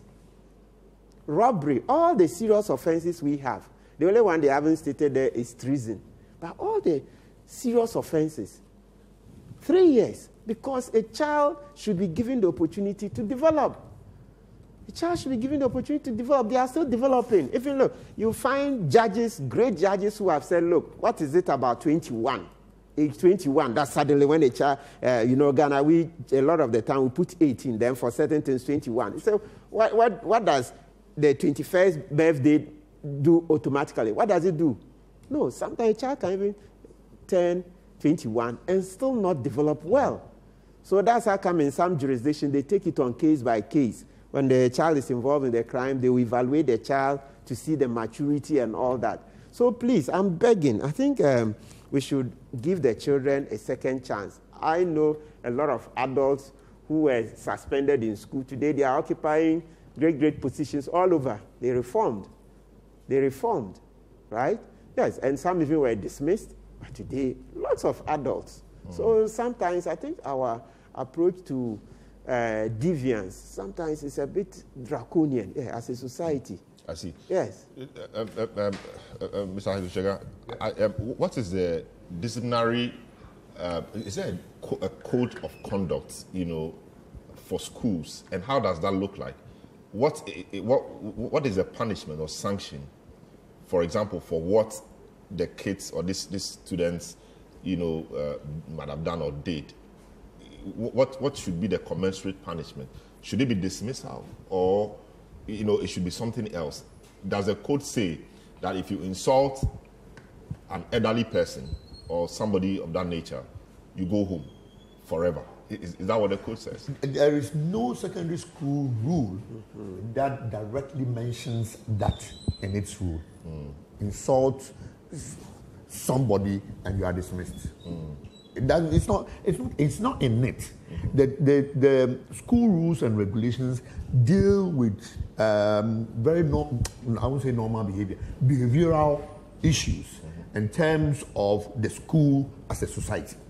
So it's rarely contemplated that you would go to the extent of even trying to insult the president. So they didn't factor some of those things in those rules. I mean, it's not foreseen. But again, it doesn't mean that it should happen. Now, insulting the president, for example, and again, if anything is to be said, I was trying to look through the criminal code and find out whether we have explicitly, you know, a clause in it that actually deals with that matter. It's been repealed. That's the criminal libel law, section 183A. Yeah, we repealed it, insulting the president. We repealed it 2001. The president was Attorney General then. Yes, 2001. So then you see that the limits of what schools should do have actually been limited in respect to this direct case. So what we have then to do is that, and again, let me not digress because I can digress on this one, but going directly to the question that you asked, every school has been given the authority to set its rules and regulations. And again, I said that purposely to be focused on the fundamentals. And our fundamentals is the right of the child and actions that are in the best interest of children. On that basis, you form your rule. So you remember the Achimota case where they said they were not going to allow somebody to come to the school, and then we complained. So in schools, you have all those things. So it is very, very restricted to it. I was hearing somebody saying, I think one of the spokespersons of the GES, or not spokesperson, but the spokesperson of the GES. Or ministry. GES. Okay. Saying that they are planning to set up a code of conduct for schools. I don't know how it will be possible. We can't harmonize everything. We can't harmonize the things because we have allowed every school to go like we have. As I've said, you have rules that would focus on the rights of the child in terms of the child's rights and then behavior. In the school, you have to attend classes. If you don't attend classes, this is what will happen. If you jump the school wall, this is what will happen. If you run and go to some, those kinds of things will be found in the school regulations. But normally, you won't go to the extent of actually dealing with the kind of case that... Yes, but why, if all the schools are run by Ghana Education Service, for example, why can't we harmonize the code of conduct? So Ghana Education Service, consulting CHAS or maybe the schools, will come out with a uniform code of conduct so that if I do something in school A, the punishment is known. If I do the same thing in school C, the punishment will also be known. Somehow there are universalities in some of these rules where you find out that some behaviors which are very common have the same punishments across board. But GES, right from the very beginning, always provided, it's only now that we have removed the power of the headmaster. We have always provided the headmaster the right to manage the school properly against the remits of the rights of a child and proper behavior. So in every school, you look at your context and situation. So they remove that power. Headmasters don't manage the school. What do headmasters do these days? Headmasters, I don't know what they do. In the past, the headmaster sits down, and you know that he's the headmaster. So who manages the school down there? They are managing it from the GES headquarters. And that is where the problem is. And that is where you can now talk about... what you're saying is not official, right? It is based on how things have turned out. Very good. It is not official. It's based on how things have turned out. But the real fact is that you have the GES attempting to control all... even if it's not the GES, it's the Ministry of Education attempting to control all the secondary schools in this country. They bring you food, whether you like it or not. In the past, I don't know whether the schools in the north eat TZ these days. They don't. In the past, they were eating TZ. I taught in Boku, so I know the kind of menu we were having, which we're not eating in some of the other schools. So you have a situation where somebody sitting somewhere is trying to manage an area that he or she does not understand. But initially, the GES made it that a headmaster was responsible for the school and will be held responsible for what happens in the school. So it was very easy to manage schools and not even attempt to presume that all schools are the same. So if I give an order here that we shouldn't do this, it affects all schools. No. That was not how the things were done. I see. Kofi, I'm interested in harmonizing the disciplinary code. Why is it difficult? Why shouldn't we be able to harmonize the code? So across the board, we know that this offense attracts this particular punishment, so that we don't make it quite arbitrary and leave it to schools to do. Yeah, I don't think it's a problem at all. In fact, we have been long advocates of harmonizing the student disciplinary code. It came on the back of the Wesley Girls issue. And since then, we have been pushing for a harmonized code for running our schools. Yes, schools may have peculiar issues, but there must be a generic code consistent with the culture. I'm talking about the governance culture and also our traditional culture and all that. And so I am aware that the draft of the code was sent to schools about 1.5 years ago. Headmasters had issues with some portions of the code. It appears that it made them too powerless before students, and then and they felt in a way that it was going to be difficult to administer discipline should the code remain in the state that it was. Okay. So they made inputs, and then the code came back to the Genius Council. So since last year, the code has been with the Genius Council, since I think June or so last year. It is my expectation that, and again, that is why it's important we're having this conversation about China and emerging issues, because this conversation must improve policy, improve practice, and also must improve the framework within which education and discipline is delivered. Because it's only when the system is improved that it will have a cascading effect on discipline in every senior high school, and not just 8 girls in a particular school. So, emerging from this discussion is a school of thought that believes that dismissal should not be permitted in our school disciplinary code. No matter the offense? Yeah, we've been monitoring the discussions arising from China. Okay? So monitoring, flowing from the discussions or the discourse on China, we are seeing one school of thought that believes that dismissal should be a no, and shouldn't be part of the school's disciplinary code. Currently, it is part.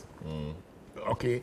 So, if we really want to agree that no student should be dismissed in our schools, no matter what happens, whether they involve themselves in crime or not, then we must escalate that discussion beyond the level of China, okay, and build a national consensus so that it finds expression in the code that eventually will be sanctioned by the Genius Council. Yeah, but why not? Why shouldn't dismissal exist? I haven't expressed an opinion on it.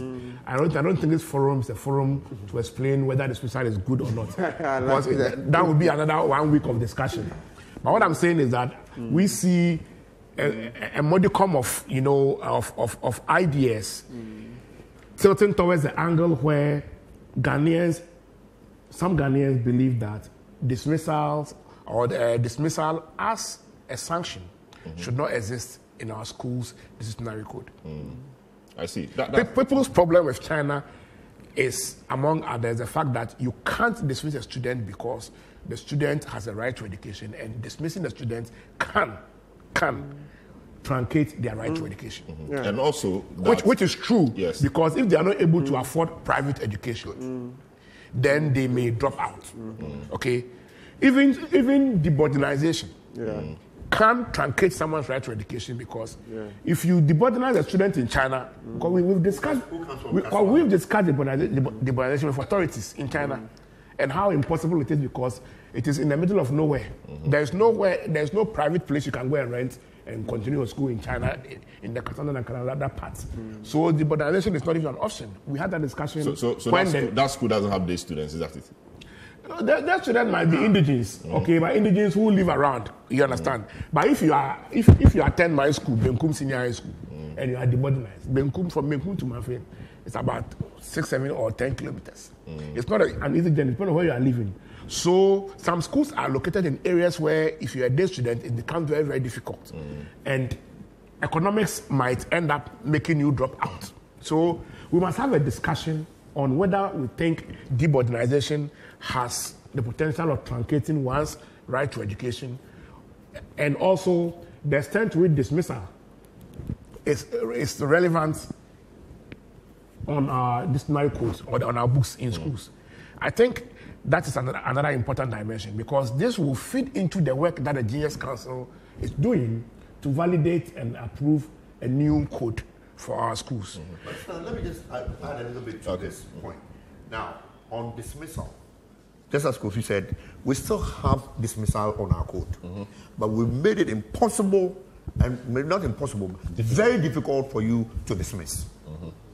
Now, the whole context of being dismissed from school is so laborious that nobody wants to try it, and it will take time. So the way the headmasters attempt to dismiss is use the word indefinite suspension. So the indefinite suspension, then you are indefinitely suspended, and then somebody's waiting for the other decision that allows you too. But it's an interesting matter that we can really look at. But then we just come to the harmonization thing a little bit, then Kofi can continue. You see, if you know the types of schools we have in Ghana, if you have a harmonized, I like harmonization. If you have a harmonized code, I don't know how you deal with the issues of religion. A Muslim attends St. Augustine's. No, let's say, where did the boy fall from the upstairs and die? At this school.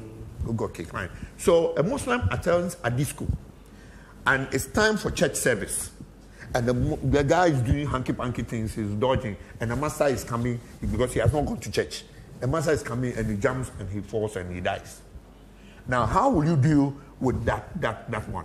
Should the Muslim, yes. So should a Muslim go to a Christian church? You know. So again, if you look at some of those things, I think that if you left it to the heads of institutions to be able to deal with some of the peculiarities of their institutions. Why should it be difficult from the center to have a policy on that? If you are a Muslim attending a Christian school, this is what should be or should happen. Especially if that Christian school is funded by public money. No, but harmonization shouldn't be seen as a function of the center. We shouldn't see harmonization as an initiative or a function or a product of the center. No, the center will you can still harmonize everybody together if you appreciate. That document. Yes, you can still harmonize if the harmonization is fed with input from the periphery, from the schools. I see. For example, this code. Yes. The Peace Council had been working. It was actually referred to the Peace Council after Wesley Girls. Yes. You remember? Yes. So there's a matter like that also before the Supreme Court. Exactly. So I am aware that the Supreme Court. There's a matter before the Supreme Court like that, but it hasn't been heard yet. Okay. So I am aware that Peace Council platform alone is a multi-stakeholder, multi-ethnic, multi-religious platform where all these various opinions that cut across, religion and converge. And so, if all those processes have been explored, I'm sure that what may emerge should be a harmonized document that takes into cognizance all interests and is acceptable. Like the criminal law. Okay. Yeah. Very well. So this is still a big issue. A few of your messages have been coming in. Evans in Tema kind of shares a view Kofi has been sharing on the content of the video. Hello, Citi. The girls did not only insult the president, but said they will use his head for money rituals. What does that tell you? What have we been discussing on the media space or in the media space in the last few years? There are worse videos of market women and men in uniform, including soldiers and policemen, insulting the president, just that those haven't gone viral. There are people in Sawam prison because they received viral Western Togoland content on WhatsApp. There's a lot we can deduce from that video, and let's do a better analysis on the topic you say. So we will take a short break. We will return and now look at the intervention of the president. Was that really an intervention or interference in the work of the education managers? And also, mobile phone policy. Must we really look at that in the face of growing technology? We'll be right back. Yes, you're welcome back to the big issue. Your comments are welcome via our WhatsApp line 020-444-7033. Your views will be aired as and when they come in. A few of them have been coming in already. So, yes, we're looking at the China, the case of the China students. 8 of them were dismissed for insulting the president and saying a few other things against the #1 gentleman on the land. GES, together with the school authorities, stepped in and dismissed them. GES eventually or subsequently apologized to the president and all of that. Now, the president himself, the subject of the insult, is stepped in to intervene, and he said to the school, of course, to the ministry, to work with the GES to find alternative punishment or sanctions for these young girls. Many have said that that call is welcome. Others have said otherwise. We'll look at that, and indeed that's what we're looking at. Mr. Atushega, so the punishment obviously harsh, but the president intervened. Does that put you at rest? Yes, in fact, I knew the president would intervene. I knew the president would intervene, largely on account of the fact that he had intervened in a similar matter before. So there's no way he was going to allow this to be another albatross hanging around his neck. The second thing is that look, we were dealing with a situation that was not even codified in any law. You know, and the president is a human rights lawyer. So I believe that there were certain things about human rights that informed the decision. And especially because one presenter of a radio station said, oh, the president was not even aware of this discussion and his attention was drawn to it. Then he said, look, forget about it. And then let the girls go back to school. Find another punishment for them and let the girls go back to you. So it only tells us that we were doing something, quote unquote, as if we were trying to please the president. You know, so that we are where we are because of his mercy. You know, so we didn't give a lot of thought to the process. We should have taken time. And I always say that, look, some of these things can happen at the background where we can even go to the president. And even if he hasn't seen it, we will even go and tell him that, look, or even to the chief of staff and say, look, this is what has happened. We are very, very sorry for it, and blah, blah, blah, blah, blah, blah, blah. But we are taking care of the girls in this matter. And then it ends. You see, so we are too much in a hurry to put certain things that we have to do, you know, for the children in the public domain. Just so that I don't know what it was, whether to get sympathy or to get the public to say, oh yes, you have done very well. These girls, they insulted the president, and you have to, when you insult the president, our culture doesn't allow. No. Oh, so for me, I was very happy, very, very happy. And I just said that, look, I was not going to talk about this matter anymore unless it has a more constructive dimension to it so that we can go on. Because the president has finished the matter. He is the person, in fact, I even asked the question, did the president ask the GES to sack the girl? Because he is the person who was directly in offense in times of... But he couldn't have asked them to sack the girls. That is the point. So if he, who was even insulted, and quote unquote what Kofi said, was going to happen, and says that, forget about the girls. Well, I mean, why do you want to talk about it again? You don't have any locus to even discuss a matter that has been thrown to the bush by the person who is the direct offender. No, but so the president has asked them to relook at the punishment. Yes. Is that to say that the hands of the managers of the schools have been tied now, so they necessarily must find a punishment that is lower than the one they used? The schools were not tied. The schools were looking at that, I won't call it a misdemeanor, that offense from a different angle apart from dismissal. Because as I said, the dismissal process was a bit entangled. And schools, the headmaster of the school would definitely have done something about it, especially in connection with the fact that it involved a mobile phone.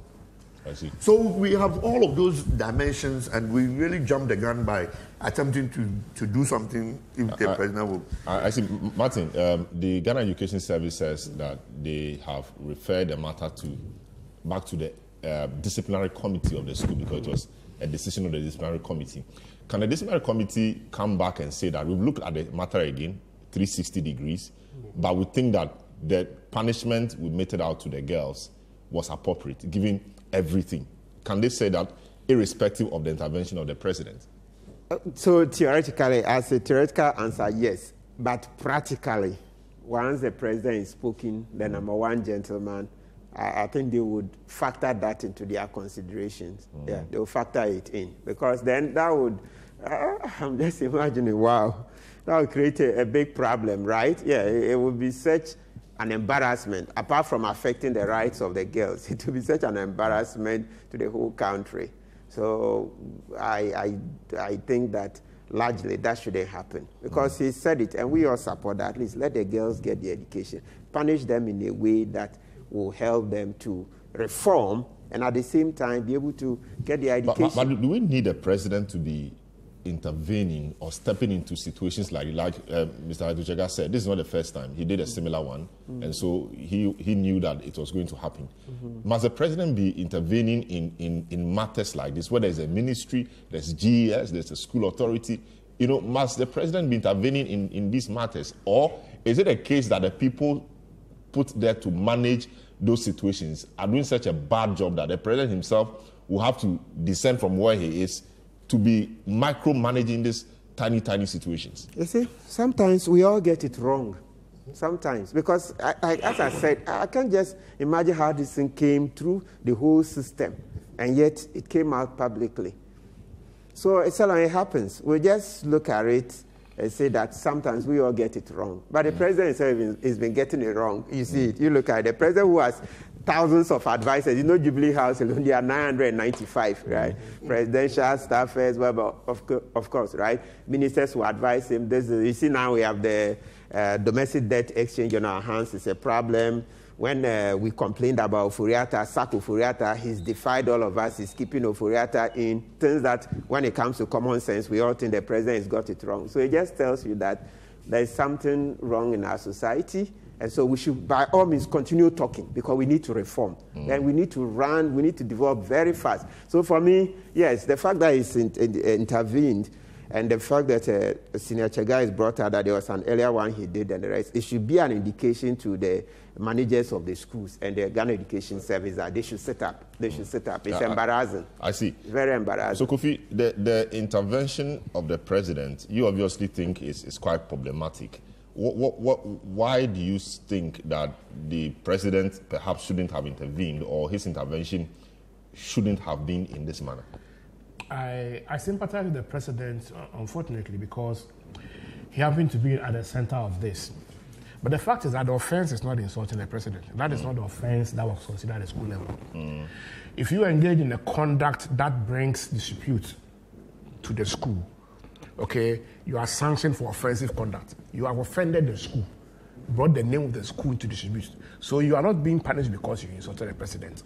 But the media especially carried the story, 8 girls dismissed for insulting the president. But the reality is that it is not an offense, and it's not even an offense at the genius level. It was about conduct, offensive conduct that brings the so that's his common meaning. You see, this offensive conduct is too technical. Simply, it's the president they insulted, so that everybody understands. No. Okay, so when you say it that way, yes, then you compel the president to interfere. No, it had to be done. Not intervene. It had to be done. Okay, so I'm coming. So I would have wished that we didn't capture it that way, so that we don't compel the president to interfere. Every president will not be happy that because of me, they start people. People will think that I actually sanctioned it. Effective communication. You understand? So I think that it was unfortunate that he intervened because it's not necessary for him to interfere in the administration of discipline in senior high schools. It's becoming one too many. And you call this interference? Yes, his intervention amounts to interference. Okay. Even when he thinks that the punishment given the girls was not commensurate I'll show you why it was with the interference. offense. I'll show you why. So every president would have intervened because their name is attached to the whole thing. I understand that. Yeah. But there could have been a better way of intervening without interfering. For instance, the president could have just spoken to the Genius Council, which is the apex body that the Genius Director General works directly towards. The Genius Council could have intervened because the president, by extension, constitutes the Genius Council. That's the oversight body. Yeah, but there's political capital to be made out of this. That's why interference comes in, no intervention. So immediately the politics of it come in, then it's an interference. And our challenge is that the interference of politicians and influential people in society in the disciplinary processes of our senior high schools is one of the key reasons why our schools are fast becoming a den of indiscipline. Talk to the headmasters. Talk to the headmasters. And I told you, I started by giving an example of me, myself, trying to interfere in the disciplinary process of a school in Ashanti region. Didn't I say it? Yes. Yeah. Why did I go there? You understand? When we continue to interfere in the administration of discipline in senior high schools, it will get to a point where the people we have paid high to administer discipline will give up. Oh, no. It will lead to laxity on the part of teachers and school managers in exacting discipline. And it will also, most importantly, lead to a level of impunity that we are all not desirable of. When Uncle Charles was making a submission, he started from the Takrady issue, when a student insulted the president and the president pardoned him. I don't see it from the angle of insulting the president. I don't want to see it that way. You understand? Because I think that the president doesn't care much about Kofi Mensah insulting him. He cares much about the people, the children of Ghana. I mean, speaking this way to elderly people. You understand? So it's not about the president being insulted. But I am much more concerned about what the implication of the president and other outsiders from the school environments, intervention in schools, discipline processes, what it means for the administration of discipline. Talk to the headmasters. They will tell you that it is our interferences that is making it very, very difficult for them to administer discipline. If you go to senior high schools today, it is difficult. Even if you went with a microscope, I'm telling you, it will be difficult for you to find a student who hasn't got a mobile phone. It's supposed to be banned. Teachers seize these phones, and then it becomes a tussle between teachers and students. Sometimes it turns into a fight. When you suspend these students, influential people from the district up to the national will intervene. That is an interference. And if we don't stop that culture, and if we don't grant that reasonable level of autonomy, to the institutions expected to administer discipline and academics in our schools, it will be difficult for you to go and demand accountability from them. We must intervene when it is clear that in their administration of discipline, they are breaching the law, or they are also not making sense in terms of they are breaching equity and the law. Okay, then we intervene. But if we have to intervene in a manner that we are giving directions, pardons. It's also a good signal to school managers next time. Yes, but it happened in 2020. Let's just take a few seconds. So they'll be learning. No, when it happened in 2020, someone again insulted the president because the first guy was pardoned. Very well. Yes. Just a few seconds on this. What's the current policy of the school on mobile phones? It's banned. Yes, it's banned. It's been banned for about 10 years. Yes, and should we continue banning it, given that in this day and age, students need technology and things to study? Well, again, that is what I call the hypocritical situation we have in terms of how we are treating the issue of ICT in education. Now, we are like the vulture who says, I'll build a house every day and never builds. We are talking about ICT, but we are not talking devices. So now it's a very fine opportunity now, because we have shifted the thing to looking at as Kofi said it, the conveyor belt of the real problem, which is mobile devices. For government to now realize that you can never, and it is not about having computer labs. It's about putting devices into people's hands and managing that process. Other than that, you cannot manage your ICT program. Of course, it can happen, but I mean, it becomes very, very difficult to really manage this situation when it comes to the secondary schools. Yes, a quick one, Martin. Should we continue having this ban in place for mobile phones, or you think something must be liberalized? Quickly.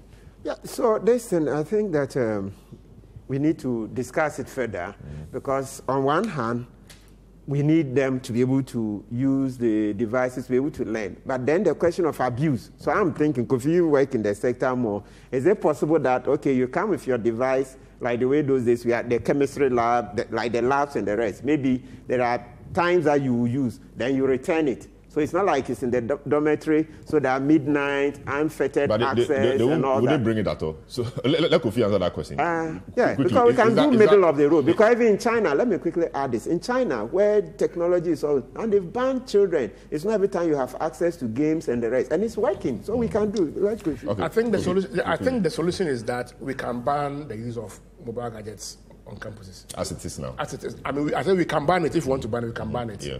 And we can ban it by giving them devices that are configured. Okay. and limited to only specific websites. Okay. In that case, that device connects to only the school's Wi-Fi, which has restrictions on them. Okay. I've had discussions about that in the last 2 years. I don't know the extent to which our current economic situation will permit that, but I've had discussions that the ministry was planning to give gadgets to schools. But even if you did that, you still will have to find a way of banning the mobile phone. Because if you give tablets to students, they can bring extra gadgets in. You haven't taken the when mobile that phone one from them. is there, when that one is there, they are caught have with to these ones, then we'll know what to do. But you haven't been able to arrest this one first. Arrest the mobile phone first. Oh, no, when you put that in there, there's a less incentive for them to continue with these devices. We have mobile phone devices of different shapes that come into the schools. Okay, very well. So we have to go. So this is how we conclude today's edition of the program. Very interesting social discussion, and which we think must continue. Discipline in schools, very, very important. Thank you so much for doing the listening and viewing. My guest, Kofi Asare, Executive Director, Africa Education Watch, Charles Ahetu Chega, former Director General, GES, Martin Pebu, private legal practitioner.